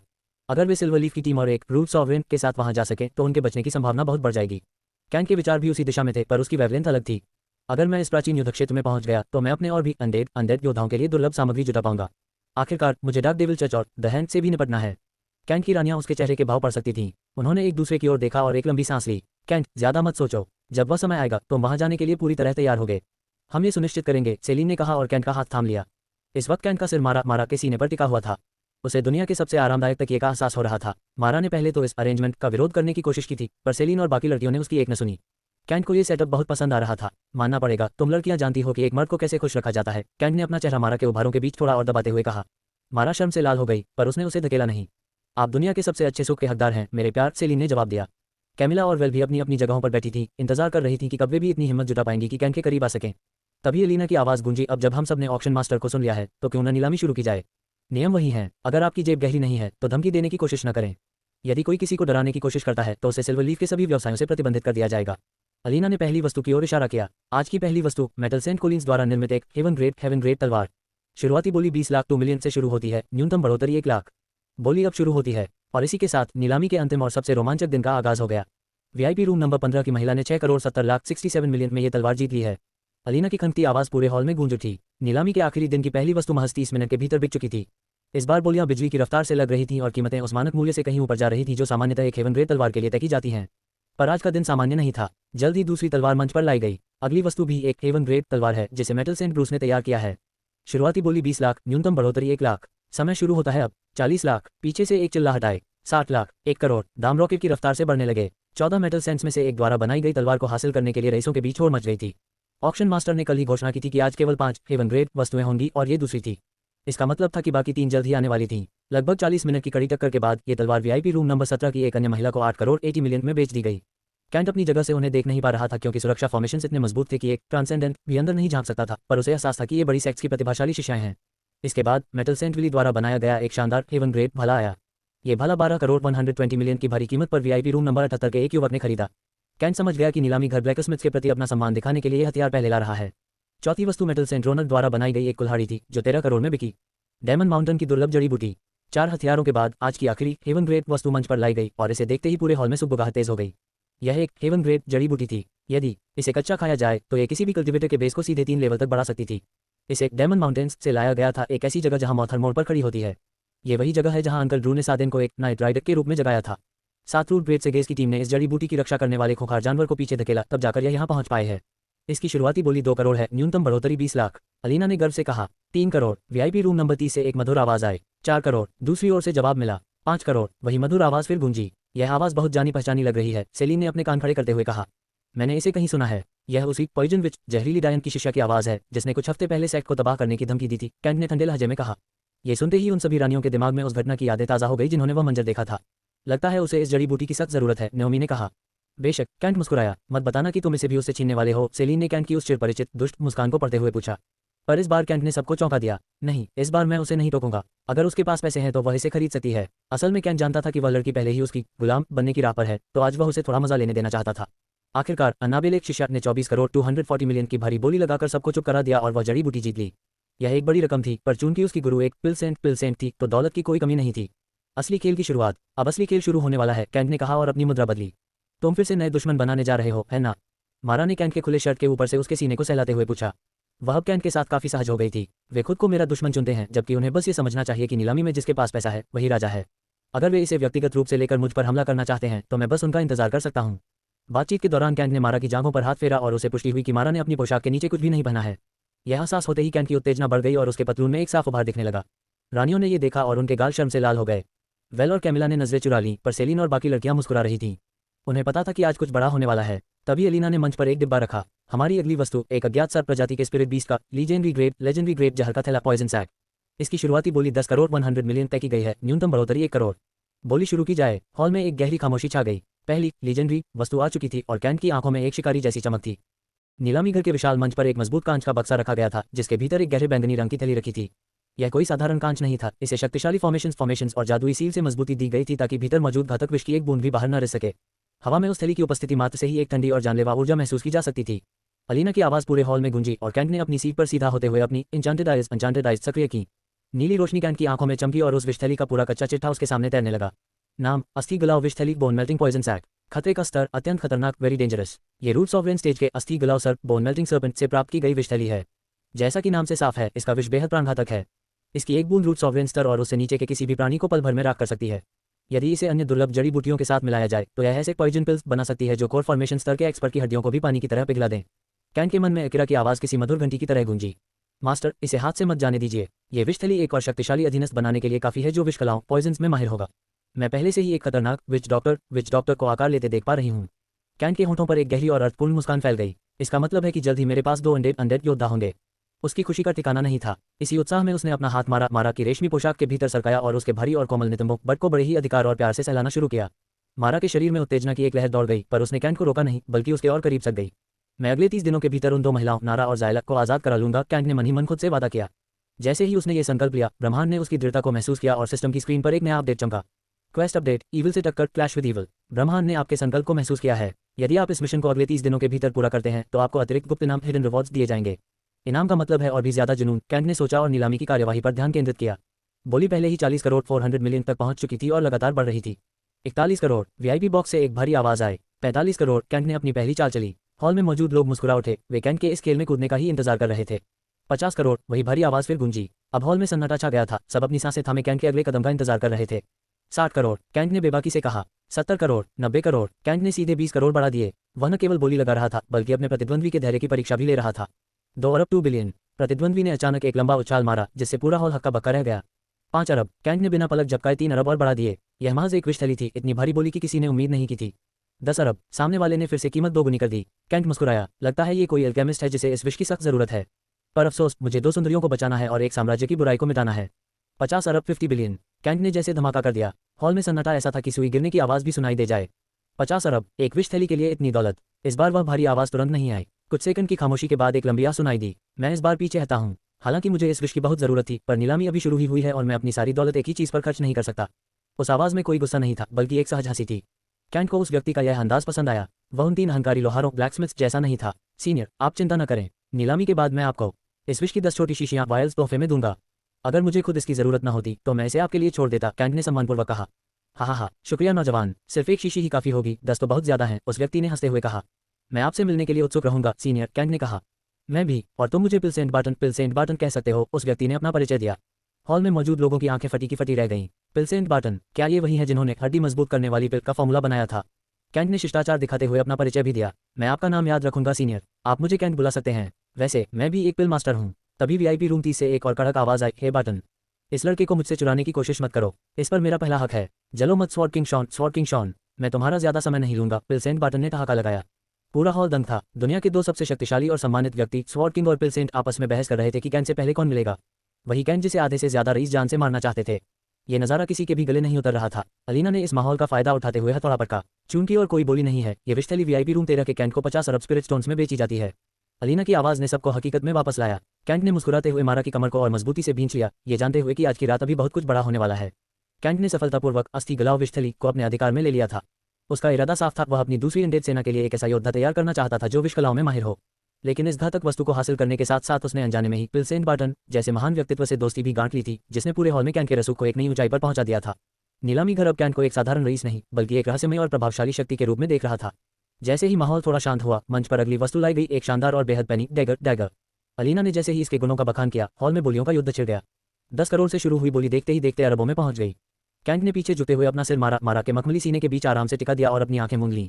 क्या तुम लड़कियों में से कोई इस खंजर पर दांव नहीं लगाना चाहती? कैंट ने शरारत से पूछा। एक बुद्धिमान व्यक्ति ने कहा है, चाकू थामे हुए एक सुंदरी वो सबसे खतरनाक चीज है जिससे किसी मर्द का सामना हो सकता है। तुम ये इतनी भारी भरकम बातें लाते कहां से हो? लिलियन ने मुस्कुराते हुए पूछा। एक बुद्धिमान व्यक्ति अपने स्रोत कभी साझा नहीं करता, कैंट ने ठहाका लगाया। असल में पृथ्वी पर बिताए उसके एकाकी समय ने उसे किताबों और कहावतों का शौकीन बना दिया था। पर सच में क्या तुम्हें यह नहीं चाहिए? कैंट ने फिर पूछा, पर लड़कियों ने इनकार में सिर हिला दिया। हमें इसकी जरूरत नहीं है, और चूंकि तुम इतने अमीर हो, हम बाद में जो चाहेंगे तुमसे ले लेंगे, सेलिन ने कैंट के गाल को सहलाते हुए कहा। कैंट मुस्कुराया और अपना हाथ बढ़ाकर मारा के सुडौल नितंबों बट को किनारे से मजबूती से दबाने लगा। मारा के मुंह से एक दबी हुई आह निकली, पर उसने खुद को संभाला। बाकी लड़कियां ये देख रही थीं, पर उन्होंने बस एक अर्थपूर्ण मुस्कान साझा की। भला और तलवार, सुंदरियों का चयन। थोड़ी देर बाद वह खंजर बिक गया और अगला हथियार मंच पर आया, एक दिव्य भला। इसे देखते ही कैमिला, इंग्रिड और नोमी की आंखों में चमक आ गई। पर बिना किसी बहस के इंग्रिड और नोमी ने अपने कदम पीछे खींच लिए। वे जानती थी कि कैमिला को इस वक्त एक बेहतर हथियार की सबसे ज्यादा जरूरत है। अपनी अथाह दौलत के दम पर कैमिला ने बिना हिचकिचाए 17 अरब स्पिरिट स्टोन्स की भारी बोली लगाई और उस भले को अपना बना लिया। इसके तुरंत बाद एक अद्भुत तलवार का प्रदर्शन किया गया। तुम तीनों, मारा, सेलिन, वेल्थ में से किसे ये चाहिए? कैंट ने पूछा। मेरे पास पहले से ही एक श्रेष्ठ तलवार है, तो मैं चाहती हूँ कि बड़ी बहन मारा इसे लें, वेल्थ ने बड़ी उदारता से कहा, और सेलिन ने भी सहमति दी। कैंट मुस्कुराया और मारा को बोली लगाने के लिए जगह दी। इसका मतलब था कि अब कैंट को अपना सिर टिकाने के लिए नया ठिकाना ढूंढना था, और वह ठिकाना था कैमिला कमिल का उभरों भरा सीना। कैमिला ने अपनी शर्म छुपाने की कोशिश की, पर कैंट के स्पर्श ने उसके पूरे बदन में सिहरन पैदा कर दी थी। शर्माने की जरूरत नहीं है बड़ी बहन कैमिला, आप वहीं हैं जहां आपको होना चाहिए, इंग्रिड ने अपनी गुरु कैमिला को छेड़ा। कैमिला को विश्वास नहीं हो रहा था कि कैंट के करीब आने का उसका वो पुराना मजाक आज इतनी रसीली हकीकत बन जाएगा। उधर सेलिन ने देखा कि वेल की नजरें कैंट के पतलून में उभर रहे उस ड्रैगन पर टिकी हुई हैं। देखना और छूना 2 अलग बातें हैं, वेल, सेलिन ने उसके कान में फुसफुसाया। वेल का चेहरा टमाटर की तरह लाल हो गया। तुम तो खुद को अश्लीलता की रानी कहती थी, फिर इतनी शर्म क्यों? बिना सोचे समझे वेल का हाथ कैंट के उस मजबूत उभार पर जा टिका और वह उसे धीरे धीरे सहलाने लगी। कैंट को महसूस हुआ कि वेल की उंगलियां कांप रही थी, पर उसकी पकड़ मजबूत थी। कैंट ने मन ही मन सोचा, ये लड़कियां जल्द ही पक्की सहेलियां बन जाएंगी और आने वाले समय में मेरे लिए बड़ी मीठी मुसीबतें खड़ी करेंगी। मारा ने अपनी उत्तेजना को दबाते हुए बोली लगाई और 30 मिनट की जद्दोजहद के बाद अपनी तलवार जीत ली। अंडरवर्ल्ड का घृणित मुखौटा। नीलामी आगे बढ़ी, पर अगले 2 घंटों तक कोई ऐसी चीज नहीं आई जिसने कैंट का ध्यान खींचा हो। कमरे के भीतर का माहौल और भी कामुक होता जा रहा था। वेल अब कैंट के अंग को सहलाने की आदी हो चुकी थी, और कैंट की ऊर्जा उसके हाथों के जरिए उसके पूरे शरीर में प्रवाहित हो रही थी। चांदी के पत्तों सिल्वर लीफ ने सुरक्षा इतनी कड़ी कर दी थी कि अब कोई किंगडम प्रोटेक्टर भी उनके वीआईपी बॉक्स के अंदर नहीं झांक सकता था। तभी मंच पर एक ऐसी वस्तु लाई गई जिसे देखकर पूरे हॉल में सन्नाटा छा गया और फिर लोग हंसने लगे। वह एक मुखौटा मास्क था। ज्यादातर मुखौटे डरावने होते हैं, पर यह मुखौटा सिर्फ और सिर्फ भद्दक था। इसका रंग गंदा स्लेटी हरा था, जैसे इसे किसी नाली से निकाला गया हो। इसकी सतह खुरदरी और गड्ढों वाली थी, आंखें टेढ़ी मेढ़ी और नापिचकी हुई थी। मुंह का आकार ऐसा था जैसे वह कोई घृणित मजाक कर रहा हो। इसमें न कोई कला थी, न कोई आकर्षण। यह क्या बकवास चीज है? यह इतना गंदा है कि मुझे इसके भद्देपन से डर लग रहा है, नीचे बैठे एक रईस ने चिल्लाकर कहा, जिससे पूरा हॉल ठहाकों से गूंज उठा। कैंट की रानियां भी मुस्कुराने लगीं, पर कैंट नहीं मुस्कुरा रहा था। जहां पूरी दुनिया एक कचरा देख रही थी, कैंट की एन्चांटेड आंखों को कुछ और ही दिखाई दे रहा था। वह नज़ारा ऐसा था कि अगर वहां बैठे लोग जान जाते तो वे इस मुखौटे को पाने के लिए अपनी आत्मा तक बेच देते। कैंट ने उसे स्कैन किया और जो जानकारी सामने आए उसने कैंट के होश उड़ा दिए। नाम, पाताल का मुखौटा, mask of the underworld. Grade, Divya स्तर से भी परे। विवरण, ये मुखौटा पहनने वाले की पहचान को केवल छिपाता नहीं बल्कि उसे अस्तित्व एग्जिस्टेंस से ही मिटा देता है। विशेष गुण, इसके प्रभाव में आने के बाद यहाँ तक कि नियति फेट भी आपको ट्रैक नहीं कर सकती। कैंट के होंठों पर एक शिकारी मुस्कान आ गई। हंस लो पागलों, तुम्हें अंदाजा भी नहीं है कि तुम क्या खोने वाले हो। कैंट की जादुई आंखों के सामने उस भद्दे मुखौटे का पूरा कच्चा चिट्ठा तैर रहा था। जहां पूरी दुनिया उसकी क्रूरता पर हंस रही थी, कैंट उसके भीतर छिपी उस पौराणिक शक्ति को देख पा रहा था जिसे मिथिक ग्रेड दिया गया था। नाम, पाताल का मुखौटा, mask of the underworld. Grade, mythic. इतिहास, बैटल ऑफ द पार्टिंग से बहुत पहले एक आत्मा कल्टिवेटर, सोल कल्टिवेटर था जिसे फेरीमैन, नाविक के नाम से जाना जाता था। रहस्य, अफवाह थी कि उसके पास पाताल लोक अंडरवर्ल्ड में प्रवेश करने और मृत आत्माओं को वापस जीवित दुनिया में लाने का साधन था। किसी को नहीं पता था कि यह सब इसी घृणित मुखौटे की बदौलत था। शक्तियाँ, ये मुखौटा पाताल के 7 राजाओं में से एक का माना जाता है। ये पहनने वाले को पाताल की सभी 14 परतों की यात्रा करने की अनुमति देता है बिना अपनी आत्मा के खो जाने के डर के। विशेषता, इसके जरिए पाताल से लाई गई आत्माएं हॉन्टिंग सोल स्पिरिट्स में बदल जाती हैं और पहनने वाले के प्रति पूरी तरह वफादार होती हैं। कैंट की दिलचस्पी इस वस्तु में बढ़ ही रही थी कि तभी उसके दिमाग में एक जानी पहचानी भारी आवाज़ गूंजी। यंग मास्टर, यही वह चीज़ है जिसके बारे में मैं बात कर रहा था, अंकल ड्रू ने टेलीपैथी के जरिए कहा। कैंट ने तुरंत अपने कदम पीछे खींच लिए। वह अपने वफादार नाइट राइडर कप्तान के रास्ते में नहीं आना चाहता था। बेशक अंकल ड्रू, जब बोली शुरू हो आप इसे अपने नाम कर लीजिए, कैंट ने मन ही मन जवाब दिया और वापस कैमिला की मखमली गोद में अपना सिर टिका दिया। नीचे मंच पर अलीना चिल्ला रही थी, भले ही यह मुखौटा दिखने में भद्दा हो, पर अफवाहें कहती हैं कि यह एक महान आत्मा कल्टिवेटर का था। मैं नहीं जानती कि यह क्या कर सकता है, पर यह लीजेंडरी श्रेणी में है। शुरुआती बोली 20 करोड़ 200 मिलियन, न्यूनतम बढ़ोतरी 1 करोड़ 30 करोड़। अलीना की बात पूरी होने से पहले ही किसी ने बोली लगा दी। कैंट हैरान था कि अंकल ड्रू के अलावा और कौन इस कचरे में दिलचस्पी ले रहा है, पर जल्द ही कई और अमीर संग्राहक कलेक्टर्स इस होड़ में शामिल हो गए। वे इसे महज एक प्राचीन एंटीक समझकर अपनी गैलरी की शोभा बढ़ाना चाहते थे। कैंट मुस्कुराते हुए कैमिला की जांघों को सहला रहा था जिससे वह बेतहाशा शर्मा रही थी। उधर वेल जो अब तक कैंट के पतलून के ऊपर से ही उसके अंग को रगड़ रही थी, अब और इंतजार नहीं कर पा रही थी। उसका मन कर रहा था कि वह अभी कैंट का पतलून नीचे सरकाए और उस असली ड्रैगन का सामना करे। नीलामी देखते ही देखते अरबों में पहुंच गई। लोग उस युग की किसी भी निशानी को पाने के लिए मर रहे थे जब दुनिया में देवताओं और महान योद्धाओं का वास था। लगभग 30 मिनट बाद अंकल ड्रू का धैर्य जवाब दे गया। उन्होंने सीधे 25 अरब से 70 अरब 70 बिलियन की बोली लगाई और पूरे हॉल में सन्नाटा फैला दिया। कैंट ने उन्हें बेहिसाब दौलत दी थी, इसलिए उन्होंने दांव खेलने में जरा भी संकोच नहीं किया। शुक्रिया मास्टर, इसकी मदद से मैं अपनी और अपने नाइट राइडर्स की ताकत कई गुना तेजी से बढ़ा पाऊंगा। अंकल ड्रू ने कैंट को धन्यवाद दिया। क्या मैं जान सकता हूं कि तुम इसका क्या करोगे? कैंट ने उत्सुकता से पूछा। मास्टर, ये मुखौटा पाताल अंडरवर्ल्ड का दरवाजा खोलता है। मैं वहां से आत्माओं को लाकर उन्हें अपने हेल डीमंस को अपग्रेड करने के लिए ईंधन की तरह इस्तेमाल करूंगा। आत्माएं अच्छी होती हैं, पर नर्क के दानव सबसे श्रेष्ठ योद्धा होते हैं। अंकल ड्रू की आवाज़ में एक अजीब सा उत्साह था। कैंट को एक नई जानकारी मिली। रुको, क्या तुम पहले से ही नर्क हेल्थ से नहीं हो? फिर तुम्हें वहां जाने के लिए मुखौटे की क्या जरूरत? मास्टर, नर्क और पाताल 2 अलग जगह हैं। पाताल वह है जहां शरीर मरने के बाद आत्माएं जाती हैं। नर्क वह जगह है जहां उन आत्माओं को दंड के लिए भेजा जाता है। पाताल की 14 परतें हैं जिन पर 7 राजा और 7 रानियां राज करती हैं। नर्क की 13 परतें हैं और उसके भी पार 14वीं परत है जहां रात की ज्वाला फ्लेम्स ऑफ नाइट जलती है। वही मेरा घर है जहां से हम नाइट राइडर्स आते हैं। कैंट मुस्कुराया, काफी ज्ञानवर्धक था। मुझे उम्मीद है कि तुम इसका सही इस्तेमाल करोगे। कैंट ये कल्पना करके ही रोमांचित था कि उसका सेनापति अब आत्माओं को अपनी सेना में बदलकर उसे और भी अजय बना देगा। तभी कैंट को अपनी कमर के पास कुछ सरसराहट महसूस हुई। उसने देखा कि वेल ने बड़ी हिम्मत जुटाकर उसके पतलून की डोरी ढीली कर दी थी। धीरे धीरे कपड़ा नीचे सरका और कैंट का वह फौलादी अंग जो अपनी बारी का इंतजार कर रहा था आजाद होकर बाहर निकल आया। वेल का चेहरा आग की तरह लाल हो गया और कैमिला की आंखें भी उस विशाल ड्रैगन को पहली बार देखकर फटी की फटी रह गईं। आगे बढ़ो वेल, ये तुम्हारे लिए उसके और करीब जाने का सुनहरा मौका है। अपनी पूरी कला दिखाओ क्योंकि इसका जो स्वाद तुम्हें मिलेगा उसकी तुम्हें लत लग जाएगी। सेलिन ने अपने होठों पर जीभ फिराते हुए वेल को उकसाया। वेल के हाथ हल्का सा कांप रहे थे पर उसने मजबूती से कैंट के अंग को थामा, उसे अपने चेहरे के करीब लाया और उसे अपने मुंह के भीतर ले लिया। कैमिला ये सब देखकर सिहर उठी। उसे पता था कि अगली बारी उसकी ही है। सर, वीआईपी रूम नंबर 13 के भीतर इस वक्त केवल यही एक आवाज़ गूंज रही थी। बाहर नीलामी घर में अरबों का शोर था, पर इस कमरे के भीतर नॉइज कैंसलिंग फॉर्मेशन सक्रिय होने की वजह से कैंट और उसकी रानियों को दुनिया की कोई फिक्र नहीं थी। आमतौर पर नीलामी घर बोलियां लगाने के लिए होते हैं, पर कैंट के लिए यह अपनी निजी और कामुक इच्छाओं को पूरा करने का एक आलीशान ठिकाना बन गया था। वेल जिसे दुनिया वल्गर क्वीन अभद्र रानी के नाम से जानती थी और जिसकी जुबान से केवल गालियां निकलती थी, वह अब उसी मुंह का इस्तेमाल किसी और ही जादुई काम के लिए कर रही थी। वह अपनी पूरी एकाग्रता के साथ कैंट के उस विशाल और मजबूत अंग को चूस रही थी। उसके गालों की लाली और उसकी आंखों में छिपी दृढ़ता साफ बता रही थी कि उसने इस ड्रैगन को पूरी तरह संतुष्ट करने की ठान ली है। कैंट बड़े आराम से कैमिला की मखमली और भारी छाती के बीच अपना सिर टिकाए लेता था। ये वाकई सुकूनदेह है, अपनी औरतों के साथ वक्त बिताना और दुनिया की बकवास से दूर रहना। कैंट ने गहरी सांस लेते हुए कहा। यूनिटी और बाकी लड़कियों ने मुस्कुराते हुए हामी भरी। वे सब अब इस बेशर्मी की आदी हो चुकी थीं क्योंकि वे जानती थीं कि उनका मर्द उन्हें दुनिया की हर खुशी और सुरक्षा दे रहा है। नीलामी जारी थी। 40 से अधिक वस्तुएं बिक चुकी थीं। समय समय पर रानियां फॉर्मेशन हटाकर अपनी पसंद की चीजों पर ऊंची बोलियां लगाती और जीतते ही फिर से अपने प्राइवेट खेल में मशगूल हो जाती। एब्सोल्यूट डार्कनेस क्रिस्टल, मौत का प्रतीक। तभी 50वीं वस्तु मंच पर लाई गई। यह एक गहरा काला क्रिस्टल था जिसका आकार उस उल्कापिंड जैसा था जिसे कैंट ने पहले दिन खरीदा था। इसकी सतह से एक डरावनी और ठंडी ऊर्जा निकल रही थी। अलीना की आवाज़ कैंट के कानों में पड़ी। हमारी अगली वस्तु absolute darkness crystal, absolute darkness crystal. जैसा कि नाम से साफ है, इसमें अंधकार का सबसे शुद्ध रूप समाया हुआ है। इसे सोखने पर 90% संभावना है कि आपको डार्कनेस एफिनिटी प्राप्त हो जाए। अलीना ने उस नकाबपोश ऑक्शन मास्टर द्वारा सिखाई गई लाइन को बड़े ही लुभावने अंदाज में कहा, अंधकार तत्व इस दुनिया का सबसे दुर्लभ और खतरनाक तत्व है। जिनके पास ये शक्ति होती है वे इस महाद्वीप के सबसे घातक शिकारी माने जाते हैं। अलीना खुद जानती थी कि यह कितना दुर्लभ है, क्योंकि पूरे महाद्वीप में केवल 7 लोग ही इस तत्व के स्वामी थे। शुरुआती बोली 10 अरब 10 बिलियन, न्यूनतम बढ़ोतरी 10 करोड़। जैसे ही नीलामी शुरू हुई, कैंट ने अकीरा से संपर्क किया। अकीरा, अगर मैं इस डार्कनेस क्रिस्टल, विषथैली, एक ट्रांसेंडेंट शरीर और 10 ग्रेट से गेस के शरीरों को 1 ट्रिलियन स्पिरिट स्टोन्स के साथ मिला दूं तो मेरा दूसरा अनडेड कैसा बनेगा? अकीरा की खिलखिलाती आवाज गूंजी, मास्टर, आप संख्या से ज्यादा गुणवत्ता क्वालिटी पर ध्यान दे रहे हैं और यह संयोजन किसी तबाही से कम नहीं होगा। यह एक ऐसा हत्यारा अनडेड असैसिन अनडेड तैयार करेगा जो परछाइयों से वार करेगा और जिसके जहर का कोई तोड़ नहीं होगा। ये तो जरूरत से ज्यादा शक्तिशाली ओवरकिल होने वाला है। यही तो मैं चाहता हूँ, अकीरा। कैंट मुस्कुराया। इस बीच वेल की मेहनत रंग ला रही थी। कैंट अब चरम सुख के करीब था। जैसे ही कैंट का पहला झटका लगा, वेल ने अपनी पकड़ मजबूत कर ली। पर जैसे ही कैंट का रस बाहर आने को हुआ, वेल थोड़ा पीछे हटने लगी। तभी मारा ने फुर्ती दिखाई और कैंट का अंग अपने मुंह में भर लिया। पहली 2 फुहारें मारा ने ली और बाकी 2 फिर से वेल ने संभाली। दोनों ने उस ड्रैगन जूस की आखिरी बूंद तक आपस में बांटकर पी ली। बहुत अच्छी लड़कियां, कैंट ने उनके सिर सहलाए। अब जरा मैं उस क्रिस्टल पर बोली लगा दूं, फिर कैमिला की बारी आएगी। बोलियों का महायुद्ध। कैंट ने अब अपना ध्यान नीलामी पर लगाया। कीमत पहले ही 250 अरब 250 बिलियन तक पहुंच चुकी थी। वे 3 लोहार मेटल सेंट्स भी पागलों की तरह बोली लगा रहे थे। 270 अरब, मेटल सेंट एंड्रू ने चिल्लाकर कहा। 300 अरब, वीआईपी रूम से एक गूंजती हुई महिला की आवाज आए। ये वही लड़की थी जिसने दूसरे दिन खंजर और चौका खरीदा था, स्वॉर्ड किंग की शिष्या। 320 अरब, एक और आवाज आए। हॉल में गर्मी बढ़ रही थी। कैंट ने देखा कि लोग रईस तो हैं, पर उन्हें अंदाजा नहीं है कि असली अमीरी क्या होती है।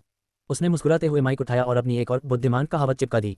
एक बुद्धिमान व्यक्ति ने कहा है, जब कोई बेहतरीन चीज नीलाम हो रही हो तो कभी हाथ पर हाथ धरकर नहीं बैठना चाहिए। इसलिए मेरी बोली है 380 अरब 380 बिलियन।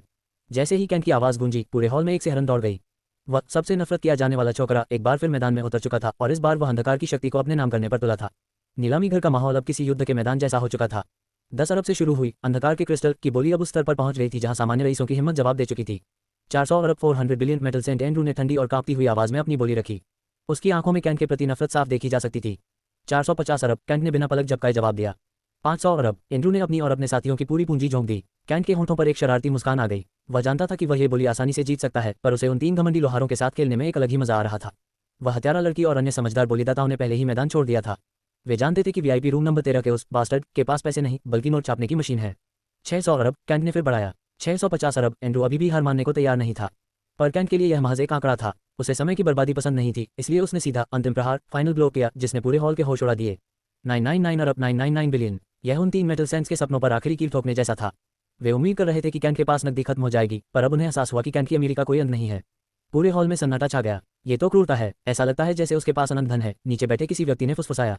पर वह हर चीज पर बोली नहीं लगा रहा, वह सिर्फ वही ले रहा है जिसकी उसे जरूरत है। ये और भी खतरनाक है, दूसरे ने जवाब दिया। अगर तुम्हारी जरूरत और उसकी जरूरत एक हो गई तो समझो तुम्हारी किस्मत खराब है, क्योंकि तुम गरीब हो। जब कोई और बोली नहीं आई तो एलिना ने क्रिस्टल कैंट के नाम कर दिया। कैंट इस वक्त दुनिया का सबसे संतुष्ट व्यक्ति था, क्योंकि नीलामी जीतने के साथ साथ एक सुंदरी उसके अंक की सेवा में जुटी थी। तुम बहुत अच्छा कर रही हो कैमिला, कैंट ने मुस्कुराते हुए कहा। काइजो का उदय, प्रथम अनडेड योद्धा। कैमिला कैंट के अंक को अपने मुंह में लेकर अपनी पूरी श्रद्धा दिखा रही थी। बाकी रानियां ये नजारा देखकर मुस्कुरा रही थीं। सेलिन, एल्सा और लिलियन की आंखों में एक शरारत थी, जैसे वे कैमिला और मारा के पूरी तरह हवेली में शामिल होने का जश्न मना रही हों। तभी कैंट की आंखों के सामने सिस्टम का एक विशाल संदेश चमका, जिसने उसकी खुशी को दोगुना कर दिया। बधाई हो, आपने अपनी प्रथम अनडेड सेना अनडेड लीजन का निर्माण सफलतापूर्वक पूरा कर लिया है। इनाम, जोड़ 10,000 स्टैट पॉइंट्स, जोड़ 10,000 skill upgrade points, 2000 tower points. नाम, Kaizo. Grade, root transcendent peak. Rank, SSS।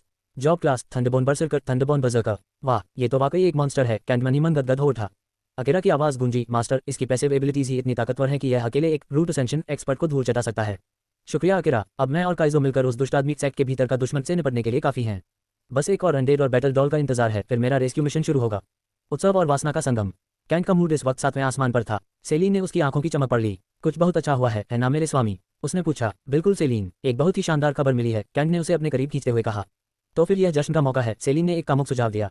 नीलामी में अभी 10 आइटम बाकी हैं और एलिना ने एक छोटा ब्रेक लिया है। यूनिटी और लिलियन नाश्ता लेने गई हैं, तो क्यों ना हम इस समय का फायदा उठाएं। हर लड़की के लिए 20 मिनट, क्या ख्याल है? कैंट मुस्कुराया, पर ये तीनों, मारा, कैमिला, वेल, अभी आखिरी कदम संभोग के लिए तैयार नहीं है। उनके सामने ये करना उनके लिए टॉर्चर होगा। हमें कोई एतराज नहीं है, वेल ने तुरंत टोकते हुए कहा। मारा और कैमिला ने भी शर्माते हुए सिर हिला दिया। वे देखना चाहती थी कि कैंट अपनी रानियों को कैसे तृप्त करता है। लो देख लो स्वामी, ये सब देखने के लिए तैयार हैं, सेलिन ने अपनी चोली उतारते हुए शरारत से कहा। तुम लड़कियां पागल हो, पर मुझे यह पागलपन पसंद है, कैंट ने कहा और सेलिन को अपनी गोद में उठा लिया। चूंकि किसी ने भी अपनी गाउन के नीचे कुछ नहीं पहना था, कैंट ने बिना देर किए अपना मजबूत अंग सेलिन की गहराई में उतार दिया। अगले 2 घंटे उस वीआईपी रूम में कामुकता का वो तांडव होने वाला था जिसकी कल्पना भी कोई नहीं कर सकता था। कैंट अपनी रानियों को एक एक करके चरम सुख तक पहुंचा रहा था, जबकि तीन नई सुंदरियां फटी आंखों से उस दैवीय मिलन को देख रही थीं। कैंट को अंदाजा नहीं था कि उसकी यह खुलेआम की गई हरकत किसी एक और सुंदरी के दिल में आग लगा रही है, जो जल्द ही उसके ड्रैगन का शिकार होने वाली थी। अलीना, तुमने अब तक जो किया है वह वाकई शानदार है। सच कहूं तो तुमने मेरी उम्मीदों से कहीं ज्यादा बेहतर प्रदर्शन किया है। सिल्वर लीफ ऑक्शन की स्वामिनी लेडी लानी ने एलिना का हाथ थामते हुए बड़े प्यार से कहा। लानी के चेहरे पर एक गहरी संतुष्टि थी। इस बार की नीलामी से हुआ मुनाफा इतना विशाल था कि उसने एलिना के भविष्य का फैसला वहीं कर लिया। मैंने तय किया है कि अगले साल और उसके बाद की सभी बड़ी नीलामियों की मेजबानी तुम ही करोगी। अब तुम्हें वापस काप्रत शहर जाने की जरूरत नहीं है। तुम यहीं मेरे पास रहोगी और अपना खुद का साम्राज्य खड़ा करोगी। अलीना मुस्कुराई, पर उसकी नजरों में एक शरारत थी। मैम, ये सब वीआईपी रूम नंबर 13 के उस सज्जन की वजह से मुमकिन हुआ है। उन्होंने पैसा ऐसे पानी की तरह बहाया है जैसे उन्हें पता ही न हो कि दौलत का क्या करना है।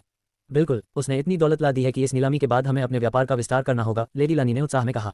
मैं आपकी मदद करके खुश हूँ मेरी लेडी, अलीना ने शिष्टाचार दिखाया। इतनी औपचारिक मत बनो अलीना, तुम मुझे लानी या बड़ी बहन लानी कह सकती हो। लानी ने अपनापन दिखाया और अलीना ने एक मीठी मुस्कान के साथ सिर हिलाया। पर अलीना के शातिर दिमाग में कुछ और ही खिचड़ी पक रही थी। आपको बड़ी बहन कहना तो आप खुद ही कमा लेंगी, तो क्यों ना अभी से नींव डाल दी जाए। उसने वीआईपी रूम 13 की ओर देखकर अपनी योजना को अंतिम रूप दिया। तो बड़ी बहन लानी, क्यों ना आप उस सज्जन के साथ किसी तरह का गठबंधन अलायंस कर लें। आपने देखा कि वह कितना रईस है और पिल्सेंट और स्वॉर्ड किंग जैसे दिग्गज उसके करीब हैं। और सबसे बड़ी बात, मैंने अफवाहें सुनी है कि उसके पास अम्ब्रोसिया सेब, एम्ब्रोसिया एप्पल्स हैं। लेडी लानी की बाहें झटके से ऊपर उठी। क्या तुम गंभीर हो? बिल्कुल बड़ी बहन, रिपोर्ट्स कहती हैं कि वह उसे अपनी स्पेस रिंग से निकालता है और ऐसे चबाता है जैसे कोई साधारण फल हो। उसने अपनी एक महिला मित्र को भी एक सेब उछाल कर दिया था। अगर वह अरबों खर्च कर रहा है तो यकीनन उसके पास ये दिव्य फल अभी भी होंगे। मुझे अभी उससे मिलना होगा। लेडी लानी लगभग कमरे से बाहर भागने को तैयार थी। उन्हें रूट सॉवरेन में ब्रेक थ्रू करने के लिए उस फल की सख्त जरूरत थी। शांत हो जाइए बड़ी बहन, वह कोई सीधा साधा इंसान नहीं है। मैंने रिसर्च की है और पाया है कि वह एक प्लेबॉय है जो किसी से नहीं डरता। अगर आप बिना किसी ठोस मकसद के उसके पास गईं तो वह आपको निगल दबाव जाएगा। अलीना ने बड़ी गंभीरता से चेतावनी दी। निगल जाएगा मतलब? लानी उलझन में पड़ गईं। बस जब वह आपके साथ फ्लर्ट करे तो ज्यादा दिलचस्पी मत दिखाना, वरना आप खुद को उसके बिस्तर पर पाएंगी। अलीना ने इस तरह समझाया कि लानी के दिमाग में कैन की एक कामुक शिकारी वाली छवि छप गई। चिंता मत करो, मैं उसके बिस्तर तक नहीं पहुंचूंगी और निकलने की बात तो भूल ही जाओ, लेडी लानी ने आत्मविश्वास के साथ कहा और कमरे से बाहर निकल गईं। अलीना का शातिर जाल और रानियों की साजिश। जैसे ही लानी बाहर निकली, अलीना ने तुरंत अपनी बहनों रानियों से टेलीपैथी के जरिए संपर्क किया। कैसा रहा अलीना? नयोमी ने पूछा। बस समझ लो कि वह अब एक्स्ट्रा सावधान रहेगी। उसके दिमाग में बैठ गया है कि कैंट उसे निगल लेगा। अब तुम लोग बस अंदर एक अच्छा शो चालू रखो। हम तैयार हैं। भले ही वह आज हमारे जाल में न फंसे, पर उस पर एक गहरी छाप छोड़ना आने वाले महीनों में काम आएगा, यूनिटी ने कहा। यकीन नहीं होता कि हम अपनी बॉस के साथ ऐसा कर रहे हैं, लिलियन ने चुटकी ली। लिलियन, लेडी लानी खूबसूरत और बुद्धिमान है। कैंट की ताकत बढ़ाने के लिए हमें उनके जैसी शक्तिशाली बहन की जरूरत है। जैसा बड़ी बहन विक्टरा ने कहा है, जितनी ज्यादा उतना बेहतर। अब बाकी एलिना पर छोड़ दो, नयोमी ने कहा और फिर वह कैंट की ओर बढ़ी जो अभी अभी अपनी एक रानी के साथ 20 मिनट का तूफानी सत्र खत्म करके हटा था। लानी का दहता एहसास। लगभग 2 घंटे बाद लेडी लानी वापस लौटी। उनका चेहरा बुरी तरह तमतमाया हुआ था और सांसें तेज थीं। क्या आप ठीक हैं बड़ी बहन? अलीना ने मासूमियत दिखाते हुए पूछा, जबकि वह देख रही थी कि लानी अपनी उंगलियों से बेचैनी में खेल रही हैं। अलीना, मुझे नहीं लगता कि मैं वह फल खुद हासिल कर पाऊंगी। क्या नीलामी के बाद तुम मेरी मदद करोगी? लानी ने लगभग गिड़गिड़ाते हुए पूछा। अलीना ने मुस्कुराकर सिर हिलाया। मैं अपनी पूरी कोशिश करूंगी बड़ी बहन। लेडी लानी वहां से एक साई की तरह गायब हो गई और सीधे अपने बिस्तर पर जाकर गिरी। उनकी टांगें कांप रही थीं और वहां एक अजीब सी नमी थी, एक साफ संकेत की वीआईपी रूम के भीतर उन्होंने जो नजारा कैंट और उसकी रानियों का मिलन अपनी दिव्य दृष्टि से देख लिया था, उसने उनकी रातों की नींद हराम कर दी थी। उन्होंने वह देख लिया था जिसने बड़ी बड़ी सेंटेंस को कैंट के सामने घुटने टेकने पर मजबूर कर दिया था। कमरे के भीतर अलीना ने अपनी पीठ थपथपाई। नीलामी के बाद मैं अपना इनाम मांगूंगी, उसने खिलखिलाते हुए कहा और आखिरी चरण की नीलामी शुरू करने के लिए मंच की ओर बढ़ गई। नीलामी का अंतिम चरण शुरू हुआ और बोलियों की आग पहले से कहीं ज्यादा भड़क उठी। ब्रेक से पहले 10 वस्तुएं शेष थीं, जिनमें से 7 लीजेंडरी ग्रेड, 2 मिस्टिकल और 1 अज्ञात श्रेणी की थी। देखते ही देखते 6 लीजेंडरी वस्तुएं बिक गईं, जिनमें से सबसे सस्ती वस्तु भी 600 अरब स्पिरिट स्टोन्स में खरीदी गई। पूरे हॉल में सन्नाटा था। हर कोई बस यही सोच रहा था कि अगर लीजेंडरी वस्तुओं का यह हाल है तो मिस्टिकल ग्रेड की वस्तुएं किस ऊंचाई को छुएंगी। इसका जवाब तब मिला जब 7वीं लीजेंडरी वस्तु के बाद मंच पर एक अलौकिक क्रिस्टल प्रदर्शित किया गया। जैसे ही अलीना ने इसका नाम पुकारा, हॉल में बैठे हर रईस ने अपने बटुए और तिजोरियों की ओर हाथ बढ़ा दिया। सज्जनों, यह है डोमेन क्रिस्टल। जैसा कि नाम से स्पष्ट है, एक प्राचीन युद्ध क्षेत्र की देन है और इसका निर्माण महान नियमों लॉज के आपस में टकराने से हुआ है। अलीना की आवाज में एक सम्मोहन था। हम नहीं जानते कि इस क्रिस्टल के भीतर कौन से और कितने नियम कैद हैं, पर एक बात तय है, यह उन लोगों के लिए स्वर्ग की सीढ़ी है जो रूट सॉवरेन स्टेज में प्रवेश करने का सपना देखते हैं। आप सभी जानते हैं कि एक डोमेन क्रिस्टल क्या कर सकता है, इसलिए इसकी शुरुआती बोली 150 अरब तय की गई है, न्यूनतम बढ़ोतरी 10 करोड़। अजय संकल्प, कैंट की अगली चाल। जैसे ही बोली शुरू हुई, अकीरा की उत्तेजित आवाज कैंट के दिमाग में गूंजी। मास्टर, चाहे जो हो जाए, ये क्रिस्टल आपके पास होना चाहिए। आप इस बात की चिंता छोड़ दीजिए कि आप किसे नाराज कर रहे हैं। आपके अगले कुछ अनडेड योद्धाओं के निर्माण के लिए ये क्रिस्टल रीढ़ की हड्डी साबित होगा। कहने की जरूरत नहीं है अकीरा, ये चीज अब मेरी है, कैंट ने मन ही मन जवाब दिया। उसे पता था कि इस क्रिस्टल की ताकत उसे आने वाले हफ्तों में एक आतंक टेरर बना देगी। वह खुद को एक ऐसे मॉन्स्टर में ढालना चाहता था जिससे पूरी दुनिया कान पे, और डोमेन क्रिस्टल उस आग में घी का काम करने वाला था। मंच पर बोलियां रॉकेट की रफ्तार से बढ़ रही थीं। 400 अरब, 420 अरब, जल्द ही दाम 800 अरब के पार निकल गए और दर्जनों रईसों ने अपनी हार मान ली। अब मैदान में सिर्फ 3 बड़े खिलाड़ी बचे थे, जिनमें वे 3 मेटल सैंड्स भी शामिल थे जो कैन से अपना बदला लेने के लिए तड़प रहे थे। 960 अरब। वीआईपी रूम नंबर 10 से एंड्रू की कड़क आवाज आए। यह एक ऐतिहासिक पल था। 2 दशक पहले एक अम्ब्रोसिया सेब 1.5 ट्रिलियन में बिका था, जिसने सिल्वर लीफ को बुलंदियों पर पहुंचाया था। आज वह रिकॉर्ड टूटने की कगार पर था। वीआईपी रूम 10 के सज्जन की बोली 960 अरब है। क्या कोई और बोली लगाना चाहेगा? अलीना ने दोहराया। तीनों मेटल सैंड्स के चेहरों पर एक कुटिल मुस्कान थी। उन्हें लग रहा था कि उस छोकरे के पास अब पैसे खत्म हो गए हैं। वे पहले से ही कैन का गला काटकर उसकी सारी खरीदी हुई चीजें लूटने का प्लान बना रहे थे। रिकॉर्ड तोड़ धमाका, 2 ट्रिलियन की बोली। अचानक कैन की गहरी और आत्मविश्वास से भरी आवाज गूंजी, एक डोमेन क्रिस्टल, हम इसे अपने कलेक्शन में जोड़ना बुरा नहीं होगा। जैसे ही कैन बोला, हॉल में मौजूद लोगों की धड़कनें तेज हो गईं। मेरी बोली है 2 ट्रिलियन, 2 ट्रिलियन। पूरा नीलामी घर ऐसा शांत हो गया जैसे वहां कोई जिंदा ही न बचा हो। सुई गिरने की आवाज भी किसी धमाके जैसी लगती। 2 ट्रिलियन, यह अब तक के इतिहास की सबसे बड़ी बोली थी। वीआईपी रूम 13, 2 ट्रिलियन, एक बार, 2 बार, और यह डोमेन क्रिस्टल वीआईपी रूम 13 के कैन का हुआ। अलीना ने जैसे ही हथौड़ा पटका, वीआईपी रूम 10 से एक जोरदार धमाके की आवाज आए। वे 3 मेटल सैंड्स गुस्से से पागल होकर हॉल से बाहर निकल गए। उनकी आंखों में खून उतरा हुआ था। लगता है कोई बहुत बड़ी मुसीबत में है, यूनिटी ने कैन को छेड़ते हुए कहा, जो इस वक्त मारा की मखमली बाहों में लेटा हुआ था। मुसीबत तो मुझे खुद ढूंढ लेती है, भले ही मैं सीधा बनकर रहूं। पर यह अच्छा है, कम से कम मुझे 3 ट्रांसेंडेंस की साजिशों के खिलाफ अपनी ताकत आजमाने का मौका मिलेगा, कैन ने मुस्कुराते हुए कहा। वासना का बीज और अलीना की बेबसी। लिलियन ने कैन का हाथ थामते हुए कहा, बस अपना ख्याल रखना, और सबसे ज्यादा ख्याल अपने बीच वाले ड्रैगन का रखना, क्योंकि वही तुम्हारी सारी थकान मिटा सकता है। सेलिन ने एक शरारती टिप्पणी की, जिससे सभी लड़कियां शर्मा गईं। अभी अभी कैन ने अपनी रानियों के साथ जो कामुक मैराथन की थी, उसका असर केवल उन्हीं तक सीमित नहीं रहा था। अलीना एलिना, जो अपनी बॉस लानी को कैन के जाल में फंसाने की कोशिश कर रही थी, वह खुद उस वासना के बीज का शिकार हो चुकी थी। ब्रेक के दौरान जब वह नाश्ता देने के लिए रुकी थी, तब उसने कैंट और उसकी रानियों को उस चरम सुख की स्थिति में देख लिया था जिसे देखकर किसी भी कुंवारी लड़की की रूह काम जाए। उसने वह सब देखा जो उसे नहीं देखना चाहिए था, और अब वह नज़ारा उसके दिमाग में घर कर चुका था। उसे डर लग रहा था, पर कहीं गहरे भीतर एक प्यास भी जाग उठी थी। आने वाले हफ्तों में जब भी वह अकेली होगी, कैंट के उस फौलादी अंक और रानियों की सिस्कारियों के चित्र उसकी आंखों के सामने आएंगे। अलीना को अभी एहसास नहीं था, पर वह अपनी ही बुनी हुई साजिश के जाल में कैंट के ड्रैगन का अगला शिकार बनने वाली थी। डोमेन क्रिस्टल की उस ऐतिहासिक और रूह कंपा देने वाली बोली के बाद कैंट ने अगली कुछ वस्तुओं पर चुप्पी साधे रखी।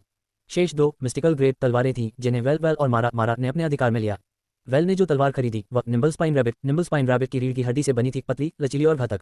इसकी खासियत ये थी कि इस्तेमाल के दौरान इसकी गति 3 गुना बढ़ जाती थी। वेल ने अपने मर्द की दौलत लुटाने में जरा भी संकोच नहीं किया और 980 अरब स्पिरिट स्टोन्स में इसे हासिल कर लिया। वहीं मारा ने अपनी तलवार के लिए स्वॉर्ड किंग शॉन के साथ एक भीषण युद्ध लड़ा। वह ये तलवार अपनी कैद बहन के लिए उपहार स्वरूप चाहती थी। अंततः कैन के हस्तक्षेप और स्वॉर्ड किंग को बराबर मूल्य की कोई वस्तु देने के वादे के बाद मामला शांत हुआ। हॉल में अब एक अजीब सा सन्नाटा था, जैसे किसी तूफान के आने की आहट हो। कैंट ने एक लंबी सांस ली। वह जानता था कि नीलामी के बाद उसकी जिंदगी अराजकता की आग में झुलसने वाली है। एक खौफनाक खुलासा, फॉरेस्ट किंग की मौत। अलीना मंच पर खड़ी थी, उसका चेहरा अचानक पीला पड़ गया था। उसके हाथ में एक काला कार्ड था जो उसे अभी अभी एक परिचारिका ने दिया था। मंच के बीचों बीच एक विशाल 2 मीटर ऊंचा और चौड़ा बक्सा लाया गया, जिस पर इतने शक्तिशाली सुरक्षा घेरे थे कि कोई अपनी दिव्य दृष्टि से अंदर नहीं झांक सकता था। सज्जनों, मुझे इस आखिरी वस्तु के बारे में कुछ भी नहीं पता था। ये बिल्कुल अंतिम समय पर जोड़ा गया है। अलीना की आवाज़ कांप रही थी। मैं बस वह पढ़ूंगी जो इस कार्ड पर लिखा है, क्योंकि इसे समझना मेरी बुद्धि से परे है। अलीना ने कार्ड खोला और उसकी सांसें थम गईं। नमस्ते सबको, मैं पूरे महाद्वीप को यह सूचित करना चाहता हूं कि बरसरकर लावा वुल्फ, जो वाइल्ड फॉरेस्ट के 5 फॉरेस्ट किंग्स में से एक था, अब मर चुका है। पूरे हॉल में जैसे बिजली गिर गई हो। लोग अपनी कुर्सियों से उछल पड़े। उसका शरीर, जो पूरी तरह सुरक्षित और अक्षुण्ण इंटैक्ट है, यहाँ नीलाम किया जा रहा है। शुरुआती बोली 800 अरब 800 बिलियन। साथ ही इस शरीर के साथ एक टोकन भी है जो आपको 1 महीने के लिए वाइल्ड फॉरेस्ट के सबसे खतरनाक कैलेमिटी जोन में बेरोक-टोक प्रवेश की अनुमति देगा। सन्नाटा इतना गहरा था कि लोगों के दिल की धड़कनें सुनाई दे रही थीं। फॉरेस्ट किंग, ये वे जीव हैं जो इस दुनिया के शिखर पर खड़े हैं, जिनकी ताकत किंगडम प्रोटेक्टर्स के बराबर होती है। ऐसे महान जीव की लाश का नीलाम होना कल्टिवेशन की दुनिया के इतिहास की सबसे बड़ी और सबसे डरावनी घटना थी। हर किसी के मन में सवाल थे, उसे किसने मारा, कैसे मारा, क्या कोई इतनी बड़ी शक्ति इस महाद्वीप पर घूम रही है जो फॉरेस्ट किंग को धूल चटा सके। पर सबसे बड़ा सवाल यह था कि क्या इस लाश को खरीदने वाला इसे संभाल पाएगा। मौत का सौदा, कैंट का अडिग फैसला। ये खेल अब बहुत खतरनाक होने वाला है, कैंट ने धीरे से कहा। उसकी आंखों में एक अजीब सी चमक थी। कैंट, क्या तुम्हें वाकई यह करना होगा? सेलिन ने अत्यंत गंभीर होकर पूछा। इसे खरीदने का मतलब है पूरी दुनिया को अपना दुश्मन बनाना। मेरे पास कोई चारा नहीं है सेलिन। अगर मैंने यह मौका छोड़ दिया तो मैं कभी इतना शक्तिशाली नहीं बन पाऊंगा कि तुम सबकी पूरी तरह रक्षा कर सकूं, कैंट ने मुस्कुराते हुए कहा। यूनिटी ने सिर झुका लिया। हमें आपकी रक्षा करनी चाहिए थी, पर आज हम लाचार हैं। कैंट ने अपनी रानियों की ओर देखा। तुम सब जल्द ही इतनी शक्तिशाली बनोगी कि मुझे तुम पर गर्व होगा, पर तब तक मुझे ये खतरा मोल लेने दो। कैंट जानता था कि स्वॉर्ड किंग्स और पिल्सैंड्स की नजरों में अब वह एक चलती फिरती तिजोरी बन चुका है। मैं तुम सबको अब टावर के भीतर भेज रहा हूँ। अगले कुछ हफ्ते तुम सबके लिए बहुत महत्वपूर्ण हैं। यिन पूल में अभ्यास करो, मैं जल्द ही वापस आऊंगा। कैंट ने हाथ लहराया और अपनी सभी रानियों को टावर के सुरक्षित वातावरण में भेज दिया। अकेरा की आवाज गूंजी, मास्टर, इस एक लाश से आप कम से कम 5 अनडेड योद्धा बना सकते हैं, जो ट्रांसेंडेंट और असेंशन स्टेज के बीच होंगे। क्यों ना मैं सीधे एक फॉरेस्ट किंग को ही अनडेड बना दूं? कैंट ने पूछा। मास्टर, वह आत्मघाती होगा। जैसे ही दुनिया को पता चलेगा कि आपके पास एक फॉरेस्ट किंग गुलाम है, बचे हुए अन्य फॉरेस्ट किंग्स आपके पीछे पड़ जाएंगे।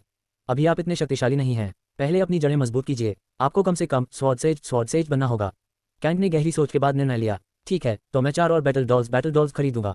आने वाले दिन खून खराबे से भरे होंगे। अलीना ने हथौड़ा उठाया और चिल्लाई, बोली, अब शुरू होती है। नीलामी घर के भीतर का तापमान अब केवल उस लावा वुल्फ के शरीर की वजह से नहीं, बल्कि कल्टीवेशन की दुनिया के दिग्गजों के बीच छिड़े अहंकार के युद्ध की वजह से भी बढ़ गया था।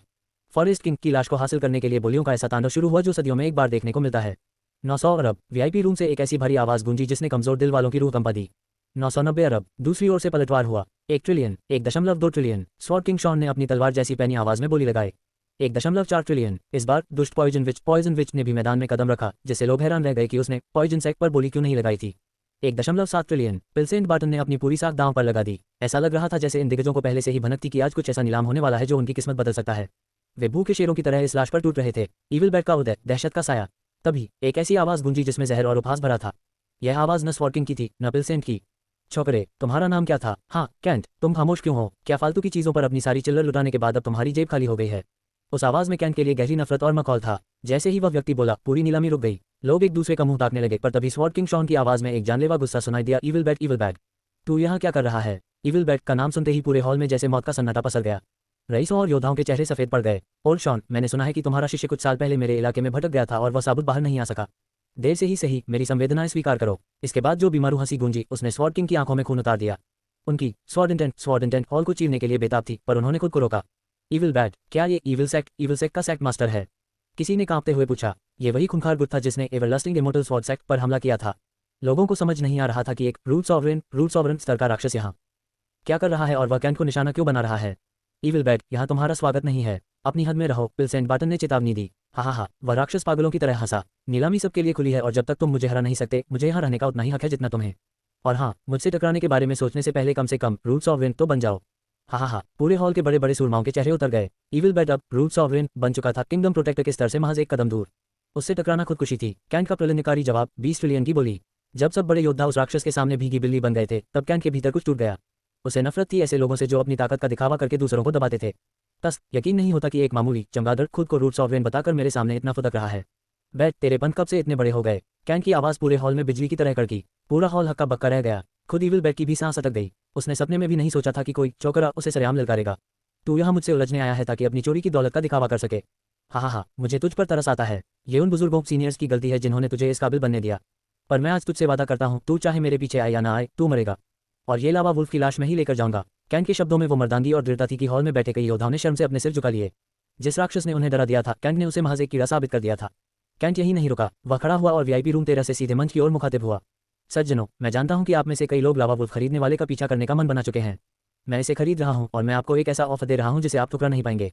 उसने वीआईपी रूम 1 की ओर देखा जहां किंगडम प्रोटेक्टर बैठी थी। किंगडम प्रोटेक्टर महोदया, मैं जानता हूं कि आप इन छोटी चीजों में नहीं पड़ती, पर मैं आपके पास कुछ अमानत रखना चाहता हूं। कैंट अचानक मंच पर प्रकट हुआ। टेलीपोर्टेशन। उसने एक स्पेस रिंग निकाली और हवा में लहराए। इस रिंग के भीतर 100 golden great spirit enlightenment fruits हैं। आज से 3 हफ्ते बाद इस हॉल में मौजूद हर वो योद्धा रूट ट्रांसेंडेंस से असेंशन तक जो मेरे पीछे नहीं आएगा, उसे एक फल दिया जाएगा।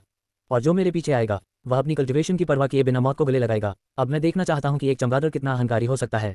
कैंट ने लावा वुल्फ के बक्से की ओर हाथ किया। मेरी बोली है 20 ट्रिलियन 20 ट्रिलियन। अगर उस चमगादड़ में दम है तो अपनी बोली लगाए। इतना कहकर कैंट फिर से अपने वीआईपी रूम में गायब हो गया। अलीना ने हक्का बक्का होकर हथौड़ा पटका। फॉरेस्ट किंग की लाश वीआईपी रूम 13 के कैंट को बेची जाती है। इविल बैट की एक भयानक हंसी गूंजी। हा, बहुत अच्छे छोकरे, अब तेरी जिंदगी को मैं दर्द के अंतहीन कुएं में बदल दूंगा। कोशिश कर ले, पर एक मामूली चमगादड़ मेरा क्या बिगाड़ लेगा। कैंट की मजाकिया हंसी ने इविल बैट के अहंकार के परखच्चे उड़ा दिए। इविल बैट वहां से गायब हो गया और कैंट ने आधिकारिक तौर पर इविल सेक्ट से युद्ध छेड़ दिया। अब देखना यह था कि ड्रैगन की आग उस चमगादड़ को कैसे भस्म करती है। यही वह पल है मास्टर, आपने आधिकारिक तौर पर दुनिया के कई सबसे शक्तिशाली लोगों की नाक में दम कर दिया है। हालांकि आपने अपने अगले अनडेड योद्धाओं के लिए शक्तिशाली शरीर इकट्ठा करने का मंच भी सजा दिया है। इसका मतलब है कि अब वक्त आ गया है कि आप एक मर्द की तरह खड़े हों और अपनी असली ताकत का प्रदर्शन करें। मैं ये तो नहीं बता सकती कि फॉरेस्ट किंग के शरीर के पीछे कितने लोग आएंगे, पर मैं आपको विश्वास दिलाती हूँ कि अगर आप ट्रांसेंडेंट स्तर के शरीर लाने में सफल रहे तो आपके पास कुछ बेहद खूंखार गुलाम होंगे। अकेरा की ये बातें कैंट के दिमाग में गूंज रही थीं, जो इस वक्त वीआईपी रूम नंबर 13 में अकेला बैठा था। नीलामी समाप्त हो चुकी थी। अब बस उन अरबों खरबों की वस्तुओं का भुगतान करना और उन्हें अपने अधिकार में लेना बाकी था। चूंकि उसकी सभी रानियां अब टावर के भीतर सुरक्षित थी, इसलिए बाहर के खतरों से निपटने की पूरी जिम्मेदारी कैंट के मजबूत कंधों पर थी।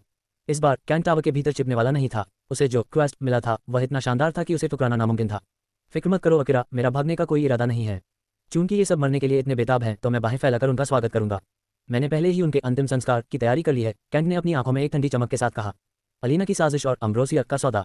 कैंट अपनी वस्तुओं का दावा करने के लिए बढ़ा। रास्ते में उसे कई भूखे शेरों की नजरें महसूस हुईं। कातिलाना इरादे हवा में तैर रहे थे, पर कैंट ने उन्हें ऐसे नजरअंदाज किया जैसे वे मामूली मक्खियां हों। जैसे ही वह भुगतान कक्ष में पहुंचा, एक परिचारिका ने उसे रोका। मिस्टर कैंट, लेडी अलीना आपसे एकांत में कुछ बात करना चाहती हैं। कैंट मुस्कुराया और उसके पीछे चल दिया। उसे एक गुप्त कमरे में ले जाया गया जहां वह अपनी प्रेमिका अलीना एलिना के आमने सामने खड़ा था। अलीना अभी भी एक अजनबी का नाटक कर रही थी क्योंकि वह जानती थी कि कोई साय से उनकी निगरानी कर रहा है। मिस्टर कैंट, सिल्वरलीफ की ओर से मैं इस नीलामी को यादगार बनाने के लिए आपका शुक्रिया अदा करती हूँ, अलीना ने पेशेवर अंदाज में कहा।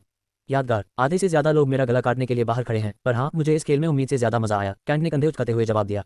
अलीना ने एक शरारती मुस्कान दी और फिर गंभीर हो गई। मैंने सुना है कि आपके पास अम्ब्रोसिया सेब है, मैं उसे खरीदना चाहती हूँ, किसी ऐसे व्यक्ति के लिए जो खुद यहाँ नहीं आ सका।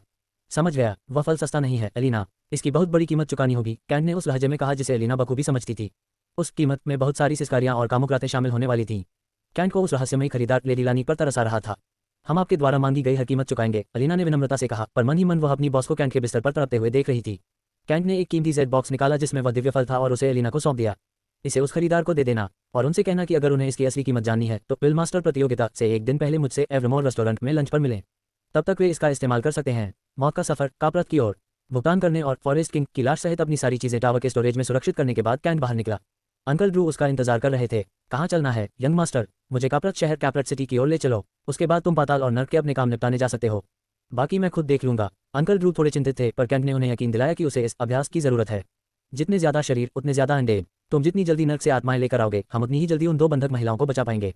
जैसे ही उनका रथ रवाना हुआ, उन्होंने महसूस किया कि दर्जनों लोग उनका पीछा कर रहे हैं। दुश्मनों का जमावड़ा, मेटल सैंड्स और ईविल बैट। दूसरी ओर 3 आकृतियां, वे 3 मेटल सैंड्स 20 रूट ग्रेड से गेज के सामने खड़े थे। उनके चेहरों पर कयामत जैसा गुस्सा था। निकल पड़ो, ट्रैकर बता रहा है कि वह छोकरा कापरत शहर की ओर जा रहा है। इससे पहले कि दूसरे उस तक पहुंचे, हमें उसे दबोचना होगा। तुम्हारा काम उसे मारना है, उसके पास जो भी गुप्त चालें होंगी उनसे हम निपटेंगे। वे 3 लोहार जो नीलामी में कैंट के हाथों बुरी तरह अपमानित हुए थे, अब उसे मारकर उसकी सारी दौलत और फॉरेस्ट किंग की लाश छीनने के लिए पागल हो चुके थे। पर वे अकेले नहीं थे। ईविल बैट ने भी अपने पंख फैला दिए थे। अगले कुछ घंटे कैंट के लिए किसी अग्नि परीक्षा से कम नहीं होने वाले थे, जहां उसे कई तरफ से होने वाले हमलों के बीच अपनी जान बचानी थी। नेक्स्ट पार्ट के लिए सिस्टम लिखें। आपको इस उपन्यास की कहानी कैसी लग रही है, कमेंट में जरूर बताएं। आपका हर एक लाइक और सब्सक्राइब मुझे और भी ऐसे ही शानदार उपन्यास लाने के लिए प्रेरित करता है। धन्यवाद।